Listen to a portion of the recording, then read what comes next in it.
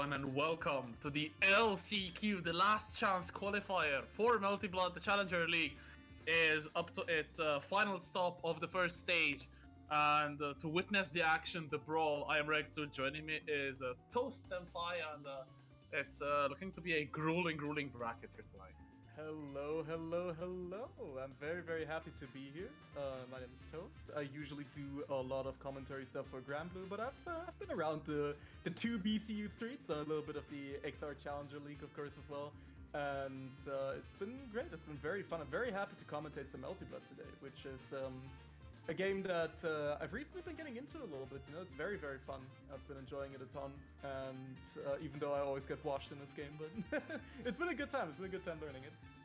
Hey, I get washed as well, but yeah, I do feel that Melty is honestly one of, if not the best fighting game currently on the market. It's pretty much always on sale, so it's even good value for money, and it has free DLC. So what else could you ask for? Honestly, it looks really good, and it plays very well as well. I think that it's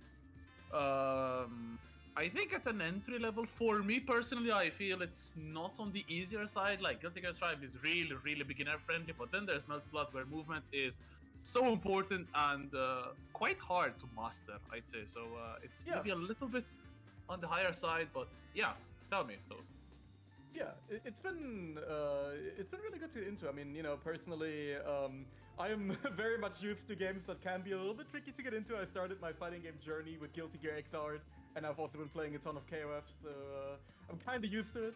But Melty, I think, is a really good, you know, a really good in-between, a really good middle point where you have a lot of things that can make it easier on you, and, you know, execution isn't crazy or anything, but the game speed makes things like so interesting to learn just because it's such a fast game, so movement intensive, as you said.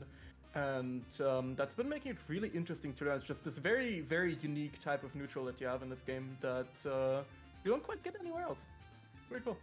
yeah, I do agree. It is incredibly different from your regular games where there's so much interaction, and Melty can be decided so much by good movement and good spacing as well. It kind of almost feels like Tekken in a certain point, but I do feel that with punishment is much more of a factor, of course, in Tekken being 3D and all, but what is a factor in tonight's tournament as well is the match arena.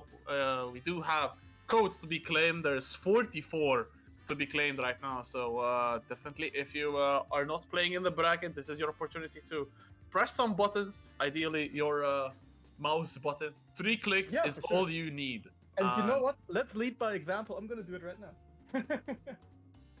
And chat, just check the time that you need to claim a code. It's so fast.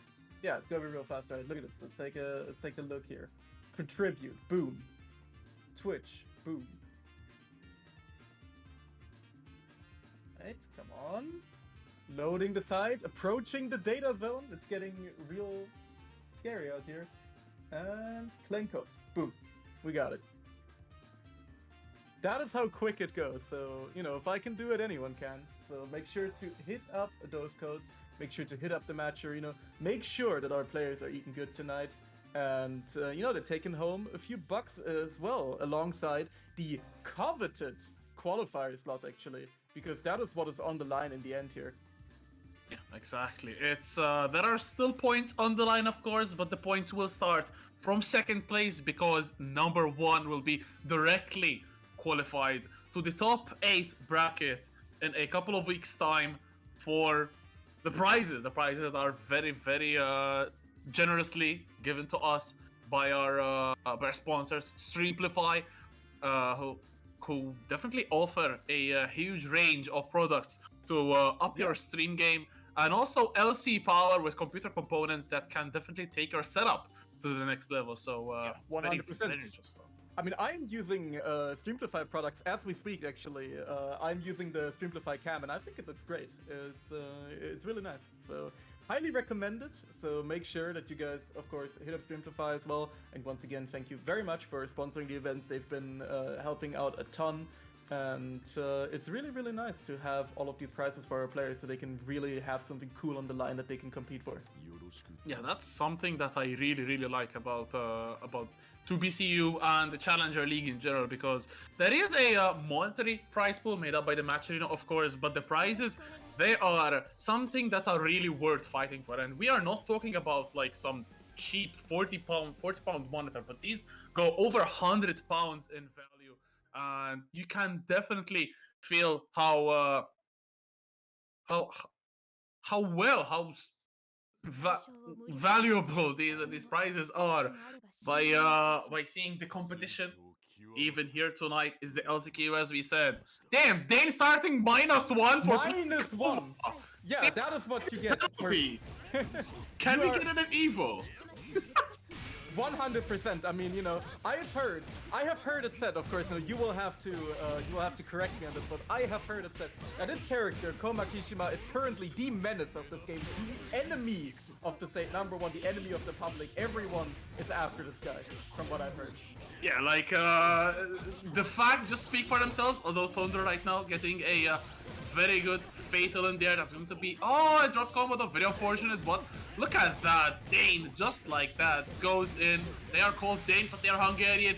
Dienjo to Oh, that's my favorite super in the game. I'm not even gonna lie to you, I'm not even a Koma gamer, but that super goes so hard. I gotta be honest here, I love it. Right now I'm not in a bad spot with Koma, but I really dislike them when Melty launched, but Dienjo is just too high.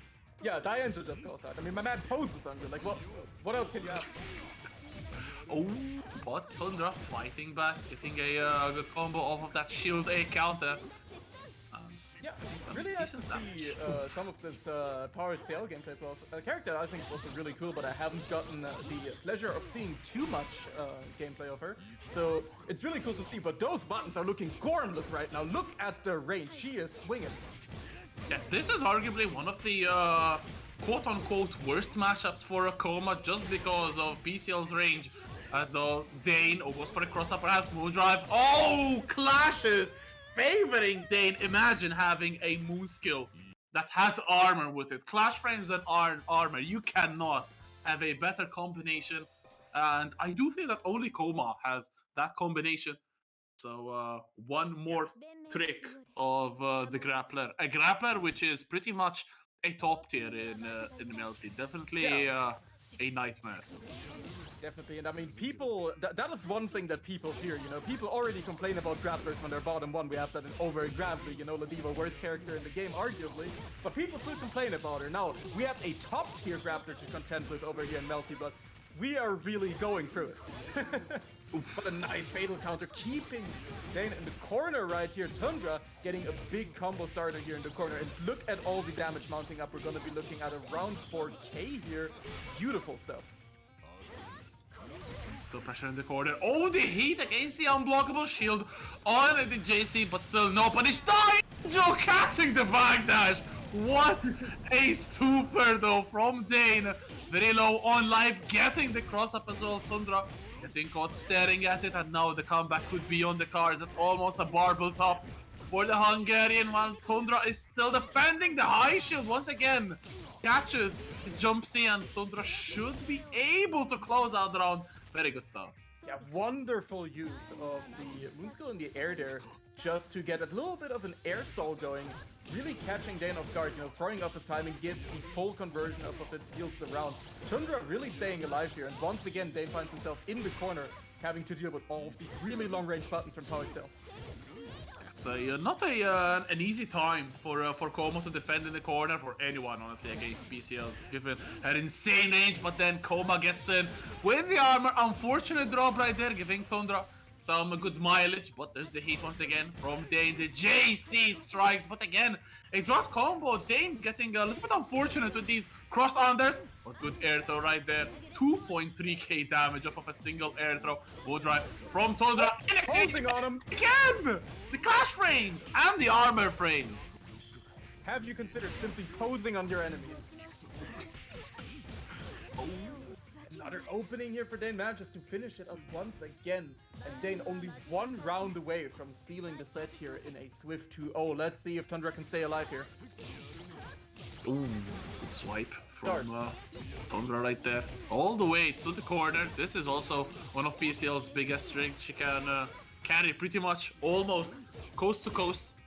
This is now Dane defending in the corner. Not a good spot. Very good challenge in the air as well. A little bit risky to press buttons against Coma because of that JC armor dropping down from above. But another drop. Dane may be a little bit nervous here.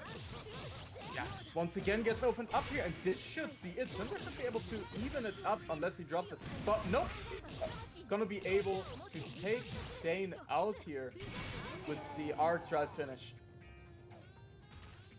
Good conversion from Tundra, recognizing that they had 4 full bars of Magic Circus to unload, and that they did, taking us to a game number 3, a close encounter. Dane seems to be struggling a little bit with nerves. The execution is not really on point. Maybe they didn't warm up before the bracket. So let's see if they can muster up their combos for this final game. Quite important to kick off an important bracket, an LCQ like today's, on the front foot. Absolutely only the best here. And Tundra once again gets a really good starter. And damn, that ender pushes you away so far, you know, puts you all the way in the corner. And once again, Dane just getting hit, getting clipped by those big buttons, and has to fight his way out of the corner once again. Clean 4k damage from Dane. Oh, from Tundra, excuse me. But again, the cursed moon skill coming in clutch once again from Dane. The JC again. Tundra is being caught so much by the button. And Dane now getting the 2-2 Sioki. Now time for armor. Oh, Tundra though, maybe trying to jump away, getting caught by that 2A. And Dane will cash in. There's the EX dunk. One more touch. 2-2C install again. And good jump away this time from Tundra, but it's still not over. Moondrive chase down. Jesus. Beautiful chase down here from Dane. Once again, you know, really pushing the advantage, getting a really nice chase down. And this is a big opener here. Getting the fatal counter JC. And look at that damage. We are looking at almost 5k just off of the jumping button here. He needs it. As it's Dane. He does require it desperately. Gonna get the armor set up here as well. You better not be mashing right now. Got the heat. And the heat is gonna get Tundra out of the sticky situation here. But it will be using all of their meter ups. Ooh, that was such a risky 2C. Somehow Tundra not realizing the shield opportunity with the trigger their last arc right there. Taking over 5.5k at the last drops. But it's still Dane with the lively trying to open up Tundra. Beautiful moon skill DP. But it's still Dane chilling. The armor whiffing. Dane just really swinging, gets the opening right here from almost half screen away. It's going to be able to convert into a full combo. Not quite Coma levels of damage, but still we're looking at almost 4k here. Really good stuff from Tundra, and this is a really scary situation. But Coma once again doesn't care. He just goes through all of that. Did you see a projectile there? Because I sure didn't. All I see is Coma coming for his target. When that target has a little life left, with shield B as well, not enough to kill Dane. Almost getting the opportunity, but Tundra very good with punish. Not going to be enough to kill, but now both players are in the final guess for game. 9 seconds on the clock, it is very important. Oh, Dane trying to force the issue with the moon drive, but only running into PCL's guns as it's set point for both. The final game, final round opportunity starting with a fatal counter, JC. Oh no, I've seen this one before, Rexu. I've seen this movie before, and once again, almost 5k anti-armor setup as well. Let's get, he needs it. Oh no, trying to press buttons. The last seconds of the armor. And it's now again EX dunk. Dane, set point, the opportunity, the last guess for game. Should be it. Gonna drown. Dane remain alive. Dane saying, I am not dropping any of those, and taking it in. What a nail biter to start us off here with a really, really close set. 2-1 in favor of Dane here, but goddamn, that was a start and a half. Yeah, definitely. Yeah, very, very interesting matchup. Two very well balanced players, but Dane showing that they were more hungry, shall we say, to take the victory. As Come on. it pretty much wrote itself. Sinjul will like it, I think. What I would like is if you chat could claim the match. Come on, chat. Come on, chat. Don't be mean at me. Okay, if you claim a code, you can slander me all you want in chat about my dad jokes. You can slander me all the way, but you have to claim a code, and then I'll allow it. That's how generous I'm feeling today. 100%. And I mean, who could pass up on that offer? But one thing that I could never pass up on is the fact that this is a match that I've been anticipating because I get to see two players that I'm rooting for playing against, because we have Melty, who is actually a good IRL friend of mine, playing against King Rasta, who's of course a fellow Roa appreciator. So this is a match that I'm really, really looking forward to.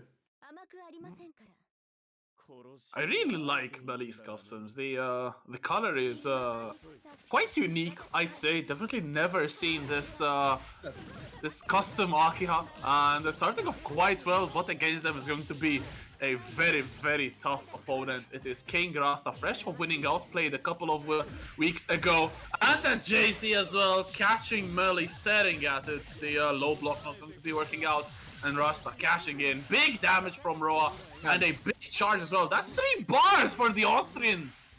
Absolutely, man. I love the routing from King Rasta. Every time I watch him play, his Roa routing is always so fun to watch. It's really great. At the same time, Melty is going to be able to get a really nice setup here. Tries to go for a cheeky command grab, and Rasta almost jumps into a bit of a spaghetti situation, but is going to be able to get a big opening here. Melty now out of bar. King Rasta is going to be able to push him all the way into the corner. It's going to get the safe jump here as well. Okay. No punish on the whiffed grab. As it's still King Rasta trying to do the damage. Both players very even on HP, but just as I say that, it is the commentator's curse. King Rasta with a huge needle, perfectly placed, and catching Melty pretty much over King Rasta. Oh, God. Very, very big counter to start off. And look at this routing once again from King Rasta. Just really making sure to maximize his meter gain there at the end as well. Shield coming out from Melty. Bit of a shield war going on. Are we looking at Season 1 gameplay right here? I guess we are. But Melty is going to be able to come out on top of the situation. He's going to be able to get a cheeky little setup here, but King Rasta taking out of it. Yeah, very smart as well. Would have probably given Melty an air unblockable, but right now King Rasta setting up the air throw, maybe a left, right. Good jump away. The meaty, not very well timed from Rasta.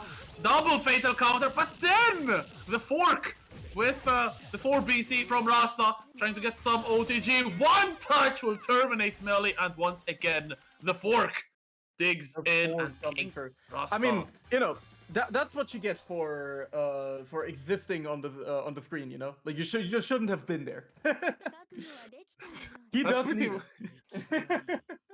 That's pretty much the your problem when you play against Raw, is that you are there, and Raw can definitely punish you for the fatal mistake of playing the game.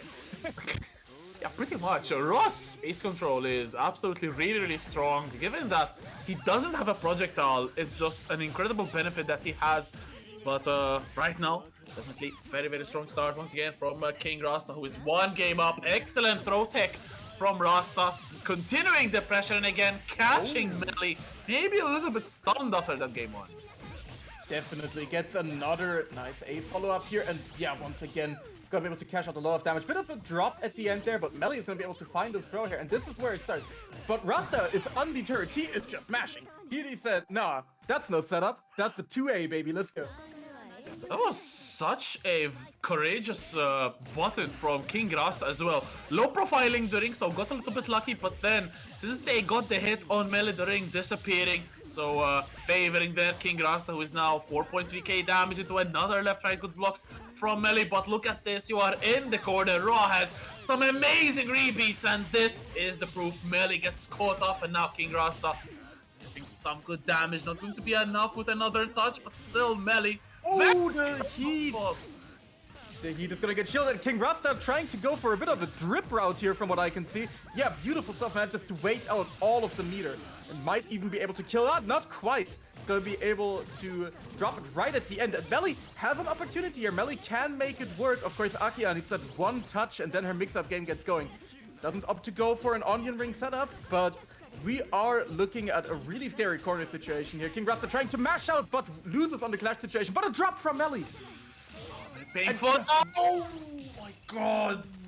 The EX from King Rasta, the Pikachu Shockwave, catching Melly on the backside as well. That was really unfortunate for the Aka player getting caught up as Melly was looking to make a very tough comeback. They were definitely quite gathering momentum, but unfortunately King Rasta just nipping it out of the bud and being able to close off the set as well. A strong 2-0 from the Austrian. Definitely one of the names to keep an eye out for. But speaking of people to keep an eye out for, I do feel that one of the favorites... Wait, no, it's not.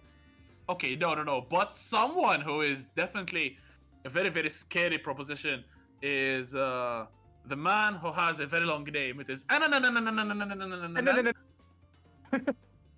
who is going up against Zarpox. So two very, very, very strong players going against each other. Zarpox, one of the better CLs, if not at the moment best CL in Europe, going up against one of the remaining Vlovs in the region. I think that Vlov was quite popular in the early days of Melty, but then they kind of dwindled. But then that is when NNN stormed out of the shadows. I think NNN has been like played in Challenger League mostly, and then decided joined the bigger community, and that's where they started blossoming and is now such a strong player as well, getting top 8 at Outplay. So very, very strong, and I do feel that they're slowly still getting better and better every time they get featured. Yeah, beautiful stuff. I mean, I really love to see the character variety we've had so far. I mean, every single game so far has just been a new character, which has been really nice to see. And Vlov, I heard, is also, I've definitely heard the rumblings, the rumination of people about this character. I hear he has a few detractors. People aren't the biggest fan of the Vlovster out here. I think he's fucking cool as hell. I actually think he's such a sick character. Vlov is definitely very, very, very cool. One of the coolest, I think. One of the drippiest characters in Melty. Shout out to Just Dave as well. An avid Vlov fan, as it's Zarpox getting the first big hit. That's going to be big damage. 4.6k. And Zarpox! Oh no! Big fumble right there. Good throw from NNN. And now Fire Vlov can start to take over. Fire Vlov is a very unique character in that he has two phases. He has Fire Vlov and then he has Busted. Real Vlov. Real Vlov. As the developers intended, Vlov coming through in the second round. But right now, we already have NNN working on really big damage here. He's going to be able to get a heat setup as well. So just has to work on all of these plus frames from pretty much full screen away. But Zarpox not holding any of that, making his way immediately back in off of the back of the Moondraft activation here. Yeah, CL is one of those characters that can really force Vlov to be very scared of applying the zoning, because CL can actually punish from full screen the stomp, but no punishment on the end of that first round, and then taking it quite strongly. A good couple of scrambles there at the end of the round, and then winning them and taking the first round. But Zarpox trying once again to get some damage going. No confirm on the counter hit with that JC. Very unfortunate to drop. That would have been very valuable damage. 100%, that's a big opener once again for Ananam's going to be able to put it back into the corner here, but once again we have a very quick Moondraft activation here from Zarpox. Does not want to deal with any of the shenanigans. The A shield follow-up does not get punished here though, but it's going to be able to get a nice hard knockdown. Finds another hit here. For the hard routes. See, and now Ananan potentially final guess for game. Moondrive. Oh, tries to go for the BC a little bit too antsy with it, but drop from Zarpox. Oh no, the moon skill from Don't let it happen.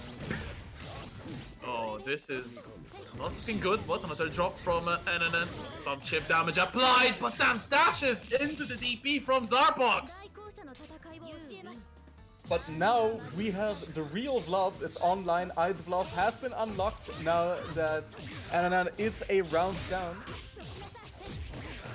Very good combo from Zarbox. Fatal counter with the single air key. Now more damage in the corner. CL hurts like hell in the corner. Again goes for the 226C, and their final guess for game for Ananan. Zarbox has 3 bars locked and loaded the air shield, though very scary. Ananan heals out of the corner. That's gonna be a big opening. If the first one doesn't hit, the second one is sure to, and the second stomp is gonna get another hit here. A projectile hit as well, and Ananan just working on so much damage already. It's gonna be around 4k at the end, and gets the heat set up as well. Look at all this damage. Look at all this meter that he's able to spend as well. Ooh, okay, good stomp again. Zarbox, beautiful moondrive right there to keep safe. The air key is not enough to get the conversion. Air shield not punished from Zarbox, and it's still the Spaniard trying to get some damage going. Dash up! Blood hit, but the throw from one guess can't decide the fatal counter on the throw, and then Zarbox just being not sure what happened right there, being literally caught like a deer in headlights, just staring at Ennen. I don't even think that's an overhead. And just like that, Zarbox being caught out. Ennen taking game 1, but that was such a scary swing from Ennen. And Zarbox still in blood heat. I think I tried to shield that on reaction. But of course, with a post-evo patch, charged mids actually crush the shield and gets your counter hit. So a back shield from Zarbox, ending in giving the round to Ananan. Game 1 goes to the Hungarian there. Dropped here, unfortunately. We've had a few fumbles, but our players are not deterred. Hopefully this won't shake any of their confidence. A bit of a scrambly situation going on right now with both players in Moondrive, but Zarbox ending up on top at the end here is going to be able to get a nice extension in the corner. 4.3k damage and a nice little setup at the end. Shield gets baited here by Ananan, gonna be able to reverse the corner situation. Zarbox has to hold all of this pressure now, and the Vlovster does one thing really well, and that is just shit out those plus frames with the 226. And it's also a very good chip damage as well. Very good air throw from Ananan again. That's a couple of throws that the Hungarian has shown us here tonight already, as Zarbox takes once again control of it. Good heat from Ananan. And now maybe trying to get some chip damage. No, going to be healing. Very smart as well from the Vlov player, healing as much as possible. Fatal counter on this shield, coin jump, but there's no side to switch on, but still Zarbox gets the DP baited. And then what a fantastic play. And now the Vlov is on set point, and Ice Vlov is still in the ranks. 100%, and Ananan really has been getting the best of these kind of scrambly defensive situations, of these shield splashes and everything. He's been on top of the game with that, so that's just been paying off so well, getting all of these throws, getting all of these good situations, and a bit of a reset here going on into the projectile, and look at all this damage mounting up. Does not have the meter to kill here, but still Zarbox has to work on a huge comeback here. But this is how it does. Oh no! Goes into heat prematurely, and it's going to whiff here. Ananan able to get the punish and able to close things out with a swift 2-0 over Zarbox. Yeah, a very painful decision right there from Zarbox. Definitely the pressure causing Zarbox to crack. The dash up was not long enough, did not get in range to get the blood heat to hit Ananan. So the Vlov player was as well the one more hungry to get, to continue. I'm sorry, really? I'm going to The keep... second one? people are not claiming the codes. They are not telling me my puns are bad, so I will continue with it. And... Okay, chat, I am begging you. Chat, I have to listen to this shit. Please claim the code so you can tell this man that his puns are awful. Please. I am begging you. Hit up the match arena right now, put it in the chat, and please, you know, claim the codes and let this guy know. We can't let this stand. We can't just let him get away with this. Hey, be my guest. Claim the codes. Damn, Dane will claim the code. Thank you so much. Maybe they are hungry to get their hands on the prize pool. And Dane is also Hungarian. So. Sorry, I'm sorry! Okay, I'm doing it on purpose, honestly. Oh man, and with that, we have a really, really cool match ahead of us again, because we have one of the German bros as well that I know from the German, the hard edge community, Strahlenwaffeln, who will be facing off against Teeps, who I've heard is also, one of the favorites here. Wait, Teeps Vlov? Wait! Huh? Yeah, I guess that's what we get. Okay. I guess we're loving it. This is scary. Teeps has been playing one of the worst maybe characters in the roster, has definitely given people a run for their money with the count, and now seeing them on a very, very strong character is honestly going to be terrifying. Maybe Teeps is trying to get a nasty Vlov prepared for the mix-up in just a couple of weeks. As it's a good start for the Frenchman right here. Trying to... big waves though from Teeps. Strahlenwaffeln going... Ow. There is nothing scarier in this world than putting a player who does really well with, lower tier characters on a top tier. Like, that should just not be allowed. We have the same thing in the Granblue community. We have a player who plays one of the worst characters in the game, already destroys everybody, and if you were to put him on a good one, oh Jesus, I don't want to imagine the horrors it would unleash. I guess that's what we're getting here with Teeps right now. Is going to be able to get a huge chunk of damage. You're going to be able to go into the arc drive as well. And look at that 5k of the dome right there. Oh, and then catches also Strahlenwaffeln with the stomp. And that's the first round going to Teeps. It kind of reminded me of Miri, honestly, right there with Granblue. Miri also plays Neko Arc in this game, and actually does work with her, so... I was actually talking about Miri, by the way. I was actually talking about Schmidt. He plays Eustace in Granblue, who has really rough matches. But yeah, he's just rocking it right here with the McDonald's love, but he's definitely serving up a good meal, unlike McDonald's right now. Look at all of this damage, but a beautiful DP coming through from Strahlenwaffeln here. And look at all of this OGG that Koma gets off of this DP. Damn, BC though, Clash, the armor still rocking through shield B just barely enough. But Teeps getting a fatal counter, excellent conversion. Won't be enough to kill, I believe, but it will be juicy damage for Teeps. A little bit of a charge, one more touch can definitely kill off Strahlenwaffeln. The armor saving the Koma player from the jump in from Teeps. Excellent backdash though, trying to control. Teeps just swinging. He is just going for it. This man is swinging these records around like it's nobody's business, and is going to be able to finish off the first game here.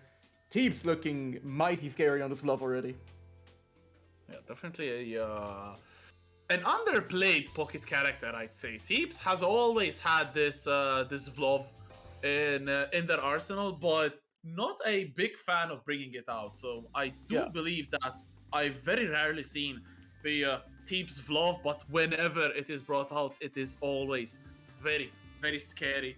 As we're going back to the lobby, maybe Strahlenwaffeln go for a character change. I thought that it would be the case for the Brat to come out. It's Mario time. Yeah, we have, the real Chris Pratt finally featured in Melty Blood type Lumina, the real Mario, coming through here. And let's see how this matchup is going to go. What do you think about this matchup? I'm not really familiar with this character, so enlighten me on the ways. I do feel that, for starters, I do feel that Strahlenwaffeln's best character is Mario.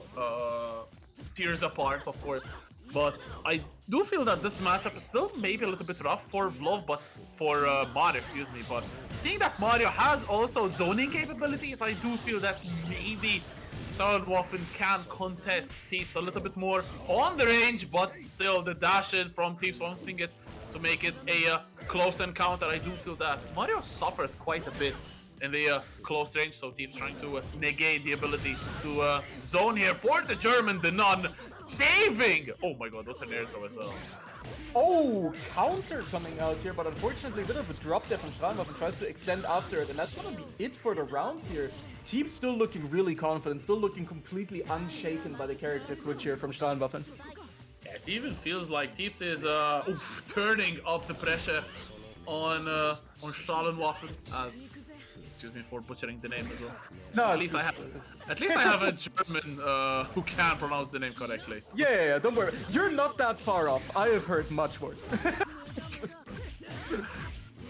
we take those. You know, as a German, you know, we have a bunch of Japanese fighting games who love giving characters like German special move names or like German names, and they always completely obliterate them. Like, if you're a German speaker, look at especially Rev 2 Leo, and look at his move list. You're gonna have a stroke. Even Ark and Wark have German names. Oh damn, the Mario though, doing some gaming. Oh no, the drop on the EX, a painful one, would have given a very good opportunity for Strahlen, but Teeps taking the reins of the round. Maybe a hit? No bar even to work with for Teeps. 4 bars for Strahlen and going to be built up, but they will be in a final guess for the round perhaps. Teeps now, very good damage, 30 seconds on the clock. Oh, tries to go for a counter, but gets baited out, and Teeps is going to be able to take it here 2-0 over Strahlenwasser. What a dominant performance here from the Vlovster. I'm not sure what Austral was going for there at the end. Not sure if that was the EX parry, because it looked like it was a long animation and nothing came out, but yeah, it looked like an EX parry to me. But yeah, what a bunch of beautiful matches that we've already had going into this one. Just been really fun to see, been really fun to watch all of these wonderful matches going on. But with that, we do have a tiny bit of an ad break before we continue here into the top 8. So don't go anywhere. Make sure that you stick around for more Melty action, and we will see you guys very, very soon. Claim the codes. Yeah, claim the codes.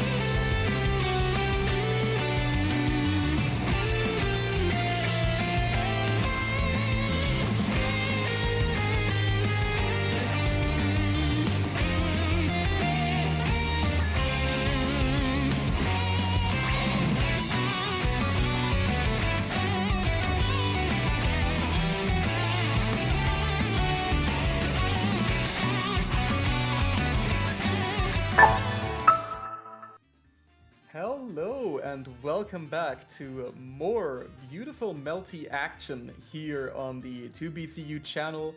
Once again, it is your boy Toast. I am here joined by Rexu for the last chance qualifier for Melty Blood Type Lumina. Yes, this is a very interesting tournament, the LCQ. It's shaping up to be a banger top 8, and so many interesting matches we've had, and even bigger matches, of course. Now we're going slowly to get to the nitty-gritty of today's bracket, and we're starting off with the first winners semi-final. We are into top 8, as we said, and this is a huge spot because it will guarantee top 3, first of all, for the winner, and second of all, if you don't get first place, you're still getting very valuable points. So I do feel that both of the players are in the leaderboard. I do think that Zephy has quite a nice tally. Actually, let me check. Zephy has 17 points. They are currently 4th on the leaderboard, so I think with 5th place, they are pretty much qualified. So that's very good for them because only Teeps is in the bracket, and Teeps is also in winner's side. So we'll just have to see where they can get from there. NNN has 5 points, and they need the points. NNN is currently out of the top 8 because as it stands, I think they are just outside of it. 1, 2, 3, 4, 5, 6, 7, 8. NNN is in 10th place right now, but with 5th place, I think 5th place is 5 points. I'm not sure actually how. Oh, something along those lines. Okay, that's good. With 10 points, NNN would be in because they would go over Chronicles and over Renault, so they will definitely make it. But there's also Zarbox, who is in 8th place, so just in the threshold, so they cannot afford for people lesser ranked than them to overtake them. Otherwise, it's going to be very unfortunate. But Zarbox is in top 8 and loser side, fighting off against Dane in their round 1, which we will see later on. So definitely two players to keep an eye out on, since they are still struggling to get qualified. Yeah. And I just noticed, looking over in the chat, you might have seen me glancing over there. Mr. 2BCU himself, Sinjul, dropped a little something here, and what he dropped is a link to Hessen Crash at Start GG. So make sure you register for Hessen Crash. It is a wonderful offline event. I attended it last year. I will be attending it again this year. It is, the 2BCU cruise offline event in Germany. This time it will be in Frankfurt am Main, and it is a wonderful event. Such a nice, community-driven and just super pleasant event to be at last year. I'm definitely going to be attending again. So you guys better make sure to hit up Hessen Crash and, pay us a visit here in Germany. It's very nice. In the meantime, though, starting off with the first winners semifinals as Zephyr bringing out the Aoko against NNN, but NNN fighting off quite well to start, but then very good launch from Zephyr and going to be cashing in. Aoko corner damage, does not mess around. There's the orb. Oh my god, moving from the Frenchman, and that's going to be another chunk of damage. Another save job, forcing the overhead, and this should be pretty much the round, though. Zephyr not able to close it out, setting up another orb. He gets in and then out of it though, but immediately gets stuffed. Immediately just gets shot. Aoko pulling out the Glock here and just gunning Vlove down in cold blood. However, he will be sure to return the favor very soon because Ice Vlove is online. Doesn't matter if you're getting Fatal Counter out of the air though, and that'll be another big hit for Zephyrion. It's another nice setup here and 4.2k damage for their troubles. Oh, the overhead good block from NNN. Oh no, but very bad heat. The second one from NNN right there. Checks after the combo. No EX for Zephyr to finish it off, but still a huge life lead for the Frenchman. NNN trying to swing away the shotgun blast though, catching Zephy. Trying to start something. Okay. A combo from NNN as well, building some bar. There's one bar. Let's see if it's spent on the combo. Yes, it is. No charge from NNN this time. I gotta say I'm really liking the color choice here from Zephyrion. It's really, really nice looking, you know. Very, very important, you know, people always talk about, Melty and Drip in the same sentence, which is why I feel like, you know, your color expression and the way that you present your character is very important.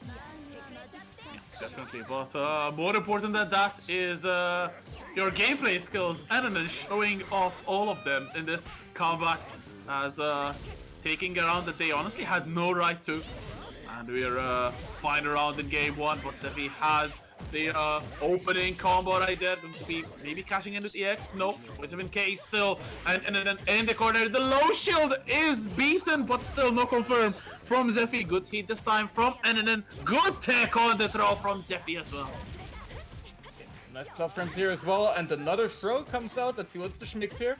Blocks it, and then staying patient in the corner. Of course, the one thing that Bluff does not have is a traditional reversal. So he's having to hold all of these 20 billion overheads coming out from Aoko here. Oh, but beautiful once again. Overhead from Zephy, Moondrive, and jump away from NN. Very risky, of course. You're -2 after Moondrive. 2 BC, you from Zephy, getting the shield BC. Not enough to kill the fatal drop, but speaking of fatals, Zephyrion able to still get a combo and take game number 1. And this Aoko is looking menacing right now. What crazy pressure coming out from Zephyrion right here, and manages to take, of course, the first game on the back of just the suffocating pressure in the corner. And let's see if we're on for a second dose of that, as it's game number 2. No character change from NNN, of course. Oh my god, that orb was very scary. Very, very early heat here from NNN coming out. And oh, the clash frames run out. Does not get the value out of his Moondrive here. Instead, Tyrion will be able to get a setup in the corner. And NNN will be almost out of Moondrive already. Gets now some nasty schmicks in the corner. However, NNN staying patient. And we've had some really, really, really good blocks here from them. Just been staying patient across all of these funky mix-ups that Aoko is pulling out in the corner. See if that momentum will continue to carry on. Zephyrion with the back towards the wall, trying to punish the Whiffed Shield. A couple of Whiffed Shields there from Zephyrion, finishing without any Moon. Beautiful stomp as well into the full conversion, and then some precious damage on the board, leaving Zephyrion in a final guess for game. There is also a meter for the Hungarian. High shield, but no shield interaction. Beautiful punish on the air laser, and NNN looking so much better than the first game. Yeah, absolutely, definitely, you know, turning up the screen control here and then just feeling a lot more comfortable. We're seeing another really, really early Moondrive activation here, but another throw comes out from him as well. We saw in the last set against Starfox here, the throw game was really, really strong from NNN, and once again, we're seeing a lot of that. Again, oh, good blocks from NNN on the overhead. Heat is running out. Fatal counter. Zephyrion trying to fight back out of the air, unblockable, ending fatal counter, but NNN drops a combo. And Zephyrion cashes in, has 4 bars of magic circus. Backdashes the backdash OS actually somehow. But Zephyrion, big orb, setting up maybe the cross-out break. No, oh my god. Prime missile. God, this character looks horrifying. What the heck? I've not watched much Aoko gameplay, and I'm seeing most of this stuff for the first time. I'm terrified. That is actually horrifying. Aoko is a huge threat, honestly, to your defense. Beautiful stagger pressure from Zephyrion. This should be the round, and it is Zephyrion now on set point to send NNN to losers bracket and to get a spot in winners finals. So much closer to earning that guaranteed qualified spot, but NNN will definitely try to make their life as hard as possible. Pick up on the combo, shotgun blast block, but still now NNN in the corner. A rough spot for the Hungarian, but then side switch. Okay. Yeah, and we've seen a lot of good heat activations here from NNN. You know, they've been consistently able to get out of the corner with a lot of these heat activations. I don't think we've seen one baited yet here by Zephyrion, and you know, it has to suffer through a lot of damage here. NNN, you know, not a lot of meters stocked, but still a lot of damage on the board. However, it's going to change right here because Zephyrion gets a really good heat activation, going to be able to regen all of his health. But at the end of that combo, that little drop is going to lead to a lot of punishment here. from Zephyrion though. Oh, what a catch on the jump in and then cashing in with the Modrive. This should be it. No, the recovery though. A little bit too early from NNN, but it's still one touch away. Modrive from Zephy, but it's still NNN doing the pressure. 2 BC hits the mark. Not enough of a comp, but the JA from NNN, the hilt of the sword, just enough. NNN will take us to a game number 3, a very, very hectic affair, taking us to, this will be down to the wire, it feels like. Absolutely, and you know, really, really good on NNN there to keep his composure right at the end. If you drop a super like that in a situation where you should have the game guaranteed, it can be really, really tough to, you know, not get tilted over it and just keep your composure in the moment and not panic. So really, really good presence of mind, really good composure there from the side of NNN, and a really good round start here as well. And another big counter hit here. This is going to be a lot of damage coming out from the block. So look at all that, and we haven't even spent meter yet. Oh my god, 4.6k on the board, the fatal counter on the high shield, and Zephy now in a big predicament. NNN catching Zephyrion, what a confident first round, pretty much a perfect from the Vlov. And it's set point for NNN, the tides have turned brutally. Absolutely, I mean, you know, really getting the momentum going. And the thing is, we have Ice Love isn't even out yet. Even if Zephyrion manages to fight through this round, they're gonna have to play on hard mode after that. But oh my god, what is this mix-up? This gets bonked on the dome by the overhead. It's gonna be put in another mixed situation. Aoko just moving through the screen, but maybe getting a little bit lost in the movement toss here, as NNN just finds the 2C counter poke right there. It's gonna be able to get a huge grip of damage and the corner position. Not a good spot for Zephyrion right there, with the back towards the corner, good shield. BC delayed, but NNN can't really get the punish. Swinging away still, projectile war. Zephyrion gets the victory in that double orb. What did they grab? And no coin jump. Oh, but dashes into the 2 ways, and we are heading to a final game, final round, winners finals on the line. Who's going to be the one to get there and guarantee themselves a nice share of points? Pretty much. We're almost dead even here as well. Both players with a ton of meter on deck, and quite a bit of moon gauge as well. NNN though, gonna be able to get a lot of plus frames here. Nice shield coming up from the 3-on, but no punish from the side of NNN. Has to deal with these shenanigans in the corner now, but once again we have a really good heat activation. Once again getting out of jail here and just going into the super immediately. Look at that damage, 4k. Couple of touches as well. Modrive in reply from NNN as well, getting the moon skill. I don't think this will be enough to kill, but NNN will generate meter. Going to be a lot of damage. Shotgun blast into the air throw. One touch. Zephyrion going for the blood heat. Oh, swing it. Oh, fatal counter.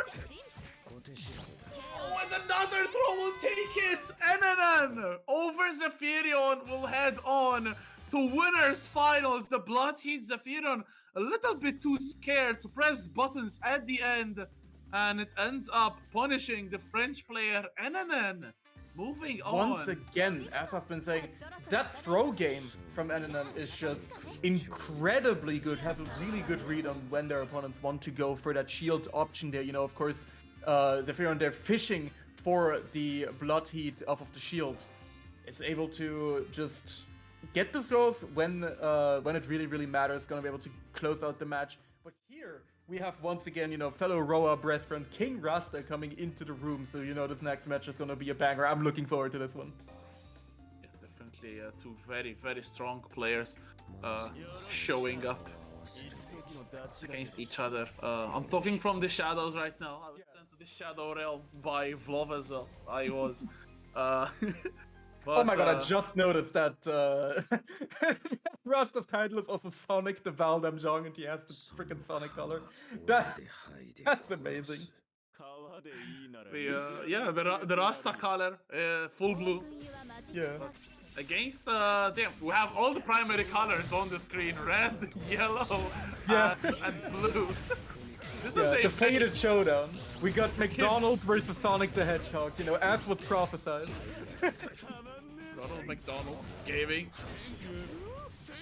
Damn, no punish on the moon skill. Of course, the shield guarantees you a punish, but Rasta not realizing. And unblockable though. Good for straight for the 3C. Rasta dropping a lot of damage on the team. It's a nice little setup here in the corner, and now Teams has to deal with all of the honest miss coming out from Mr. Michael right now. Nice throw once again, gets that fatal counter on the shield attempt, and now you have to deal with Bluff's shenanigans in the corner. It's gonna be a nice big opening hit here for Teams. Has 3 bars to spend. Let's see how much he goes for. For the 1, and the next situation can be really bad for King Rasta. However, finds a really vital hit here. Gonna be able to put Teeps in the corner. Might go for a heat setup. Goes for a heat, but whips it, unfortunately. Presses a little bit too late. And that has to hurt for King Rasta. It's gonna be losing all of his meter here. Very unfortunate for Rasta. Teeps will definitely be happy about that. Nowhere unblockable. Good moon drive from Rasta, but still losing out after the clash. Teeps with those 2 A's pushing towards the corner, spending the EX, a heavily scaled combo, but still very good damage, 3.5k into the air dash. Good block from Rasta, but then the grab from NNN, from Teeps, excuse me, still a block. Oh, but the JC from Rasta hitting the mark, trying to make a comeback here. Rasta working on a really nice grip of damage, gets of course the full corner carry as well, taking him almost coast to coast here pretty much. And once again, you have to hold all of these funny mids in the corner. Bro, just having fun spinning on you. Woohoo! Raw things for you, as it's still Teeps stomping away, leaving Rasta on the final guess for game. 2 bars of meter will have a very scary situation for Rasta, trying to move out and getting tagged by the huge sword from Teeps. And it's 1-0 for the Frenchman, a very strong showing. 100%, yeah, really strong start from Teeps, of course, but we're seeing the immediate rematch. I am definitely not expecting Rasta to switch off of the Roa here, and we'll just immediately go back into things. See if Rasta can make the comeback here, or if McDonald's Love is going to be reigning supreme here in the end. Beautiful extension with the Moondrive, and look at all the meter that King Rasta is building right here. The match has just started, we are at almost 3 bars. Drive meter generation is incredible, honestly, and Teeps is going to be cashing out on all that meter and actually making the best usage out of it. Arc drive coming in, huge heat wave right there as Rasta is sweating under all of this pressure. Beautiful throw from Teeps again, trying to space out that huge sword again. The clash frames, the trade then, a little bit lucky for both to have their opposition not get a full combo, but it's still now Rasta on the charge. Good move drive from Teeps, but giving the plus frames to Rasta. A very risky move drive. Are we watching Ramble? Are we watching honest strike throw gameplay right now in this corner? We're watching its beautiful heat phase. No drop from King Rasta there either. My man got the combos on lockdowns and is going to be able to finish the round with 3 full beautiful bars of meter. Full moon drive as well, and yeah, looking really strong. Starting off with the first combos, as you said, definitely resource advantage for Rasta. Catching the landing as well with the EX needle, as Rasta now pushing towards the corner. 3 bars are still full, maybe catching it with another one. There it is, 4.6k damage. That's so much mid-screen. I mean, that's what I mean. This routing from King Rasta just absolutely cooking, but has to deal with Ice Love zoning now. Definitely can be really scary, but a beautiful fatal. Unfortunately, whips the 2C Roa, drunk driving to the wrong side. His foot just missing Love completely. And this is going to be a tough situation because Teeps only needs 1 more hit and immediately finds it with the projectile. Very unfortunate drop there. Teeps now on set point, maybe to create a North American winners finals of Love Mirror could be in our future. Rasta though wanting to stop that from happening. Shield BC from Teeps catching the mark and pushing King Rasta into the corner. Big damage as well. Air throw was the mix. Just managed to find the hit here, King Rasta. No full extension. There it is. There is going to be the nice full extension we've been looking for. They'll be able to push pretty much all the way into the corner here, and look at all the damage coming out as well. Well over 4k. Going to be able to get a nice little safe jump here in the corner, and now Teeps has to be really careful. 1 more hit could do it. Beautiful Moondrive activation, but no punish on the whiffed moon skill here from Teeps. Oh no, Teeps does not react to the clash frames. Not sure if it was a moon skill or not. fact is the Blood Heat will run out. Kirasta punishing, pushing towards the other stage. There's 3 bars almost, but Teeps gets a very, very good match. That 2A. Building a bar as well, cashing in, leaving Rasta on the final guess for game. 3 bars for the Austrian. Let's see who will be the one to take it. Teeps getting a count hit, and this should be it. And it is it. Teeps proceeding to winners finals, where we will have a Vlov mirror in winners finals. And I mean, this is the type of match, right? You go up to your TO. We both know what happened, but you go up to your TO. You go, yeah, it was the 0-2, but it was close. You know, that match did not feel like a 2-0 for Teeps. King Rasta definitely really, really strong showing here. He's gonna have another opportunity to show what he's got on the lower bracket, of course, and yeah, as you said, we are gonna have a North American style Vlov mirror coming up pretty soon here. But that only means that we have 2 more very strong contenders in the loser side between Zephyr and King Rasta, who will be waiting for the outcome of our next matches on stream, and in the loser side to complete our top 8 bracket. And the players who will be in the points are Zarpox and Dane, so CL against Koma, and then we have Tintan against Nick. Tintan plays Dan, not sure what character Nick plays. If I'm not mistaken, it's Maids, but I haven't seen them in a long while, so I may be mistaken. But well, still. I mean, looks like we're getting more Vlov gaming here. I feel like we've run into a bit of a Vlov hive today. You know, we found the nest here.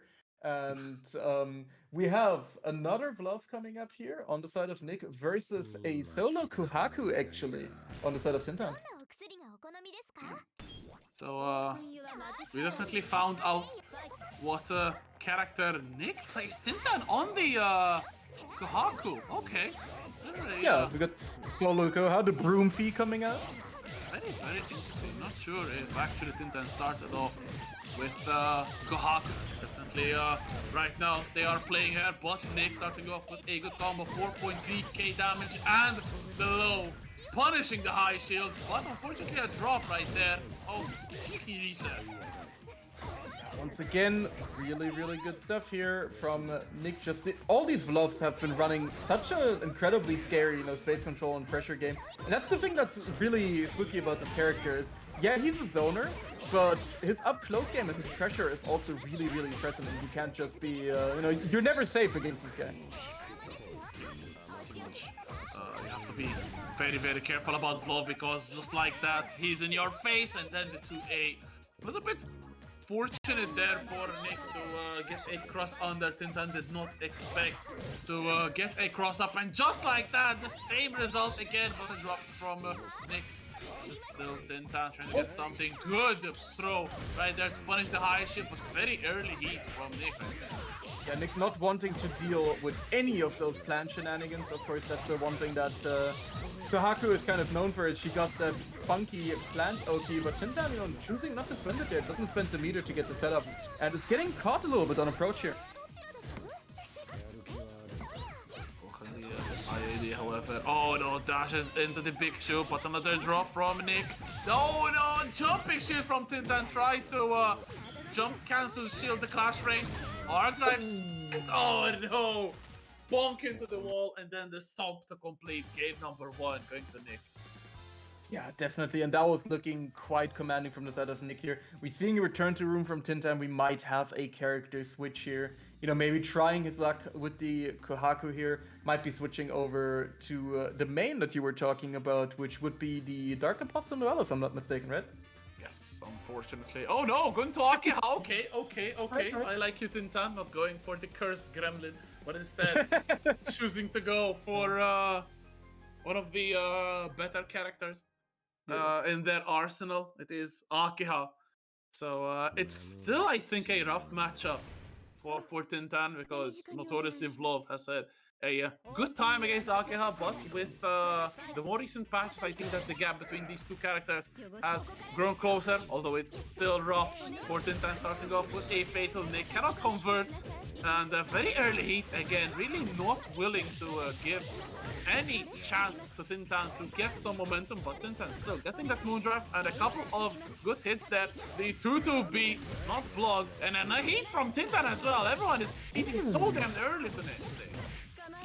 Beautiful onion ring there from Tintan, and a nice bait on the heat here. Gonna be able to get the round with a perfect from the side of Tintan. The Akiha switch already working out really well.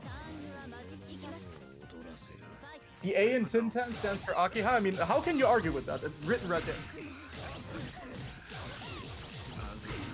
Still Nick doing the damage, spending the bar, getting the air throw into the save jump. No, doing nothing with it.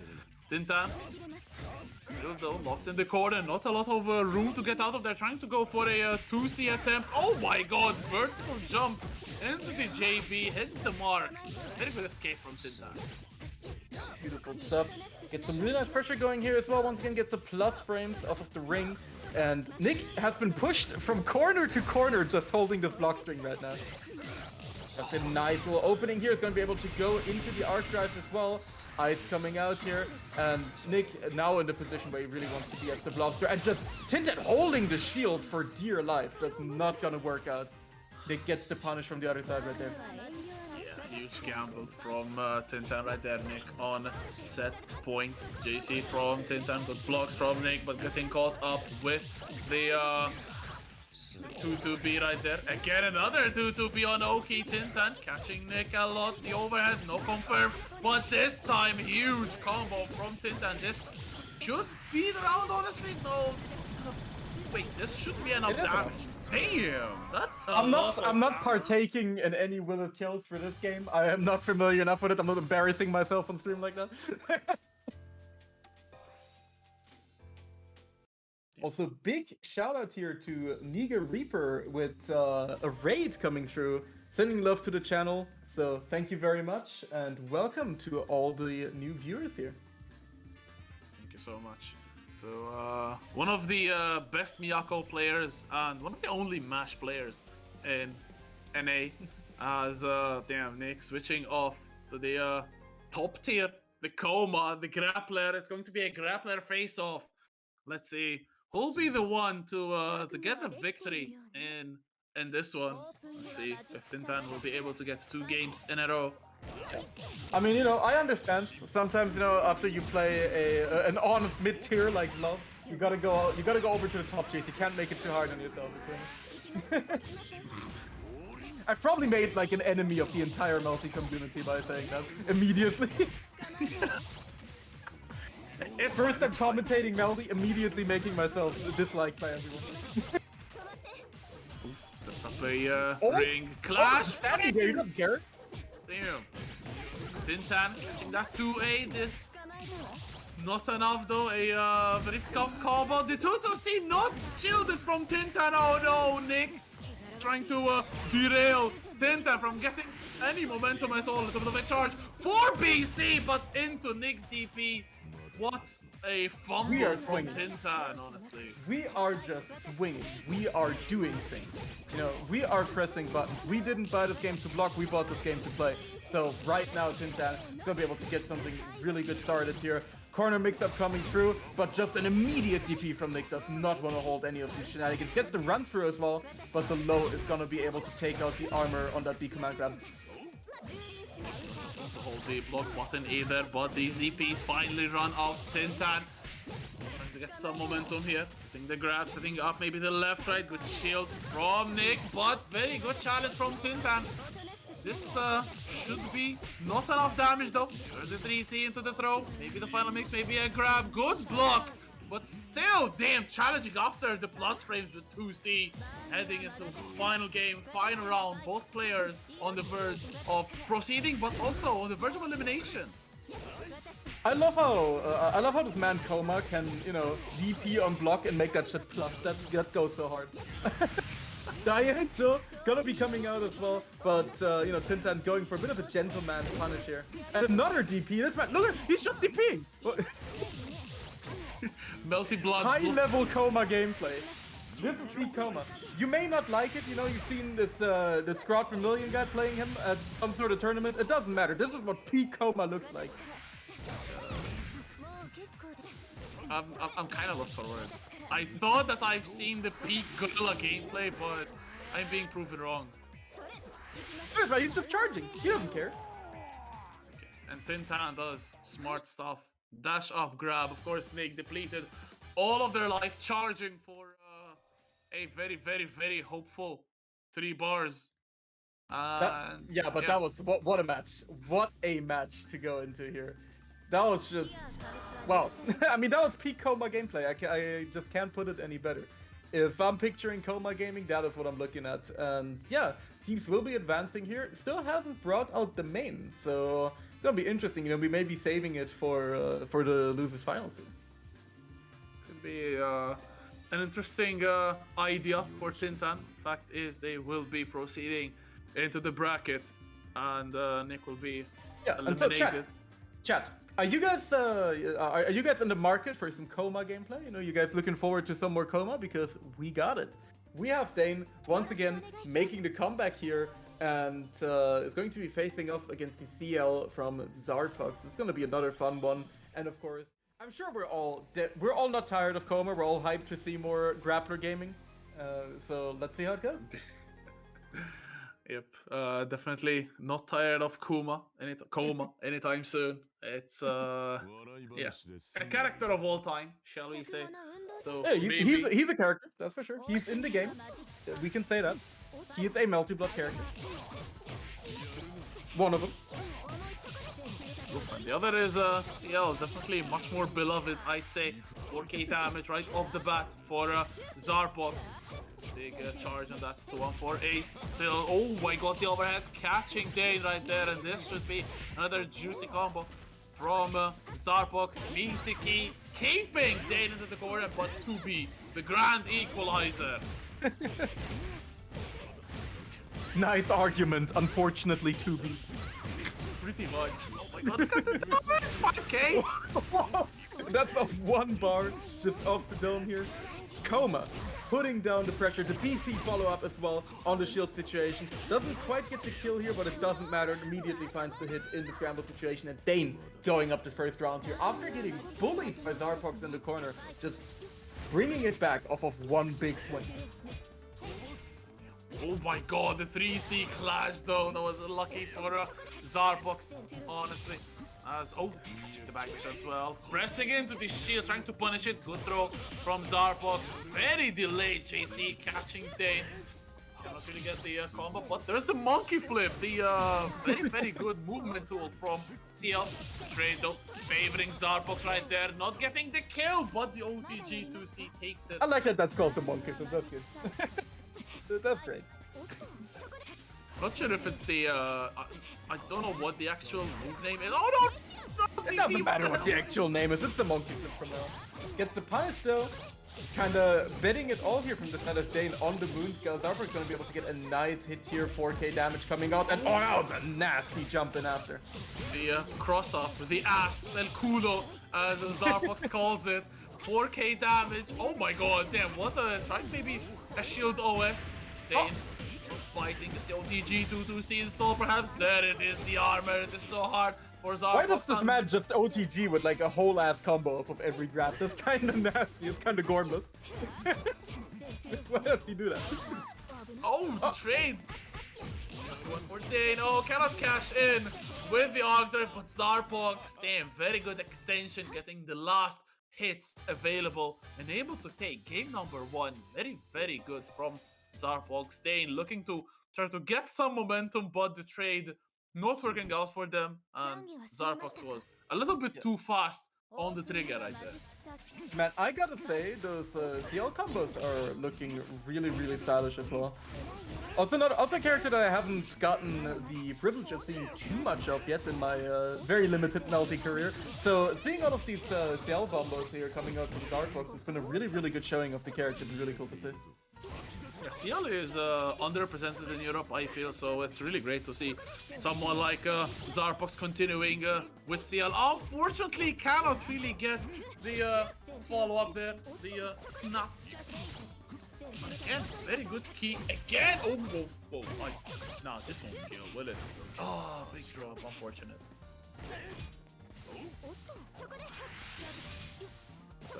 Zarbox very smart, so keep Coma at range, big counter hit on the 2-2-A, but unfortunately, oh no, gets a reset. Oh, this is how it starts, gamers. Coma going into heat as well, gonna be able to regenerate a lot of health here. Oh, the reset into the overhead. Let's call it a reset. Don't call it a comeback, but call it Die Angel coming out right here. What was that 2B? He hit her with his shoulder.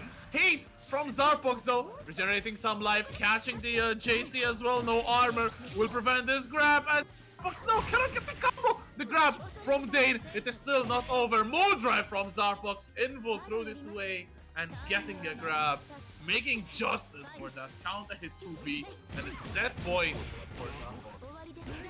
Yeah, 100%. I mean, Zarbox has been cooking, and Dane has been making it so scary on him as well. Gets the armor here, but a beautifully timed grab here from Zarbox. Not afraid of any of the shenanigans Coma has to offer here. So be able to get a nice little pressure situation, but the 2B of the gods once again coming out from the side of Dane here. Ooh, damn, what? Charged 5C from Zarbox. No OTG, maximum carry to the corner, but good wake up TP from Dane. Hammering away, good shield on the armored grab. Mitiki does not hit. 2B attempt from Zarbox. Nice chuckle from Coma, saying my 2B is better. JC though, from Zarbox. No Meaty again, getting the keys. Trying to get the full combo with the J6BC. And again, Heat there, stuffing out the JC. Heat from Dane as well. Dienjo next. I mean, definitely looking like it. We might have a bit of Dienjoing in the future. And here it is. Gonna be able to push Zarbox all the way into the corner. And it's just one interaction away from death here. Dane making this really scary. But just the DP, no fear from Zarbox. Unfortunately, you know, in true Coma fashion, Dane not afraid of anything. Just immediately presses buttons after and wins the situation.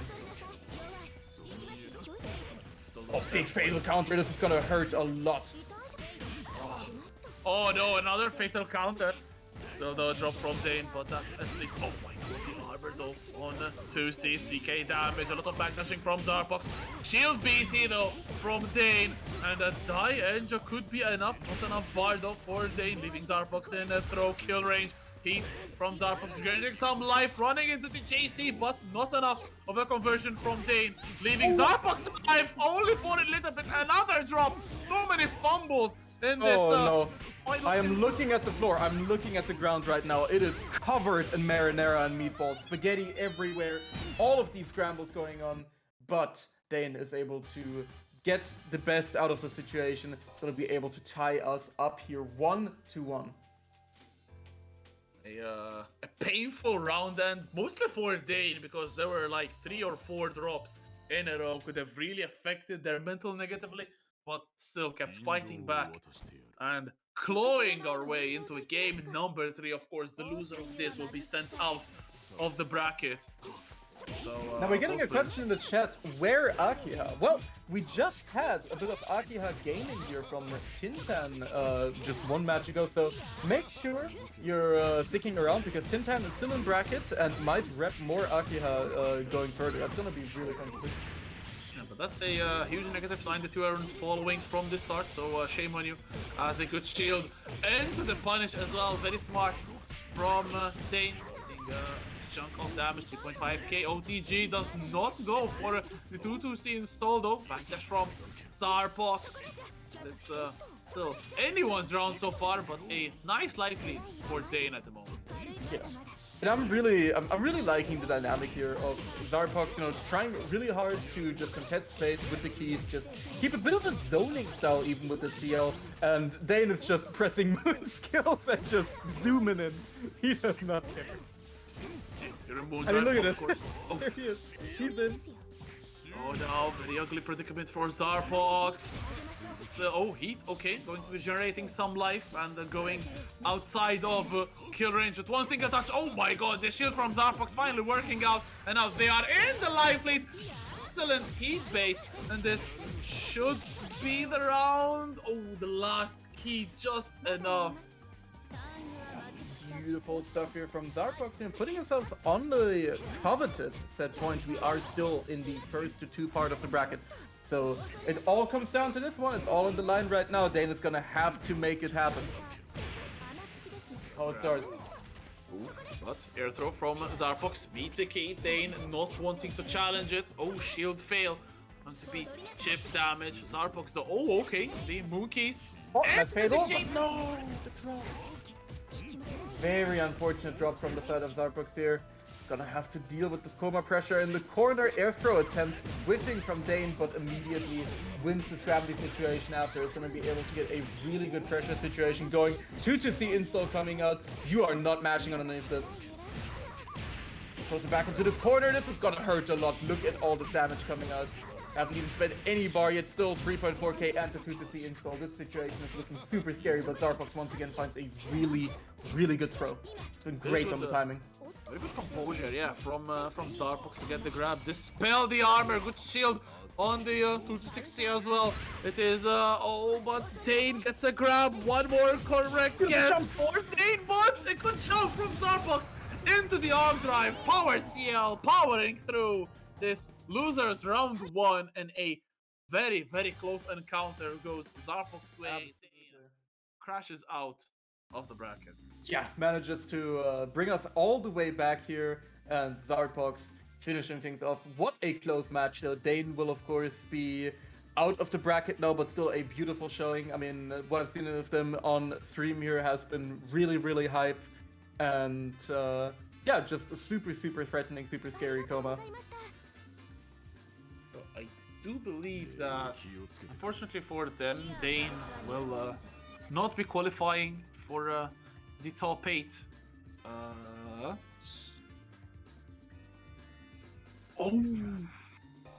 We are getting the info here that Zarbox is going to have to beat Rasta of all people, so that is going to be a tall order if Zarbox wants to qualify at the end of this one. That's a very, very big ask, honestly. I feel that it's a very, very tough fight, but I do feel that, honestly, CL does not have that hard of a matchup against Roa, or at least CL is one of the characters that can face Roa better. I feel that her projectiles are really strong in the matchup. Roa, of course, has great screen control, but CL has a little bit better screen control, of course, with her full screen projectiles. Needle does not go full screen, so doesn't for BC. So, still a moderate chance, I'd say, for Zarbox. It is, of course, not over, but Rasta as good as they come, and yeah, going to be hell in that matchup, of course. That's for sure. And yeah, right now we have Zephyron already waiting in the room, currently hovering the Mario. Is that a character that Zephyron plays a lot, or I'd say a bit of a dark horse pick here?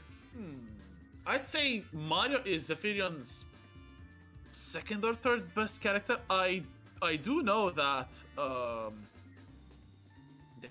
Zarbox is disagreeing with my matchup advice. Shut up. I'm a commentator, I have a voice. But speaking of Zephyrion though, before they picked up Aoko, they were mostly Wark and Mario, so I'm not sure if their Aoko has surpassed the Mario, simply because Aoko, I think, is higher on the tier list, but I do feel that Zephy's Mario has improved a lot, and it's definitely a big contender, considering also that there is not a lot of Marios to train with in the region. It's going to be a very tough matchup, a very tough ask for anyone that Zephyrion faces with their Mario, purely because of matchup and experience. So Zephyrion against Tintan, I have to give the advantage to Zephyrion here. Tintan coming in here, once again locking in the Akiha. We are not seeing the evil gremlin, as you put it. We are instead seeing Akiha again facing off against, you know, the gamer representation on Mario here.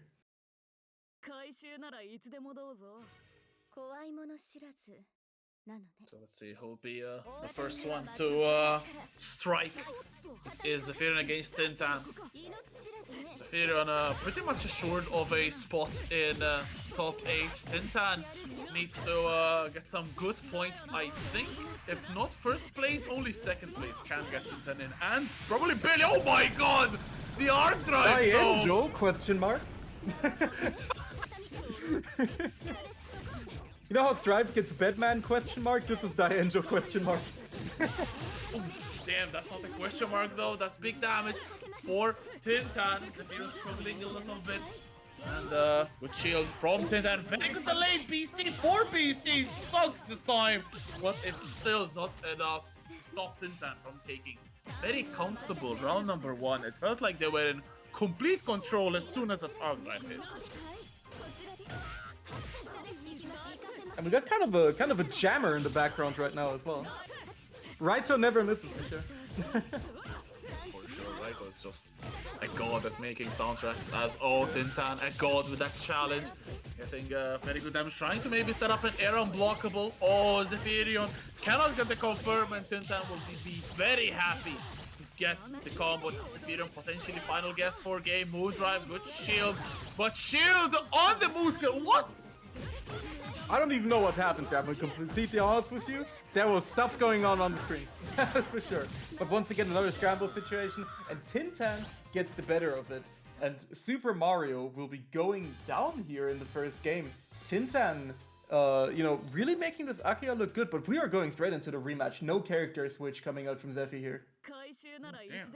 A ballsy approach from Zephyrion, I'd say, to stick with the Mario, but of course, I don't think they have any pressure on them. They should be very well qualified, so not really in the chase for points as is Tintan.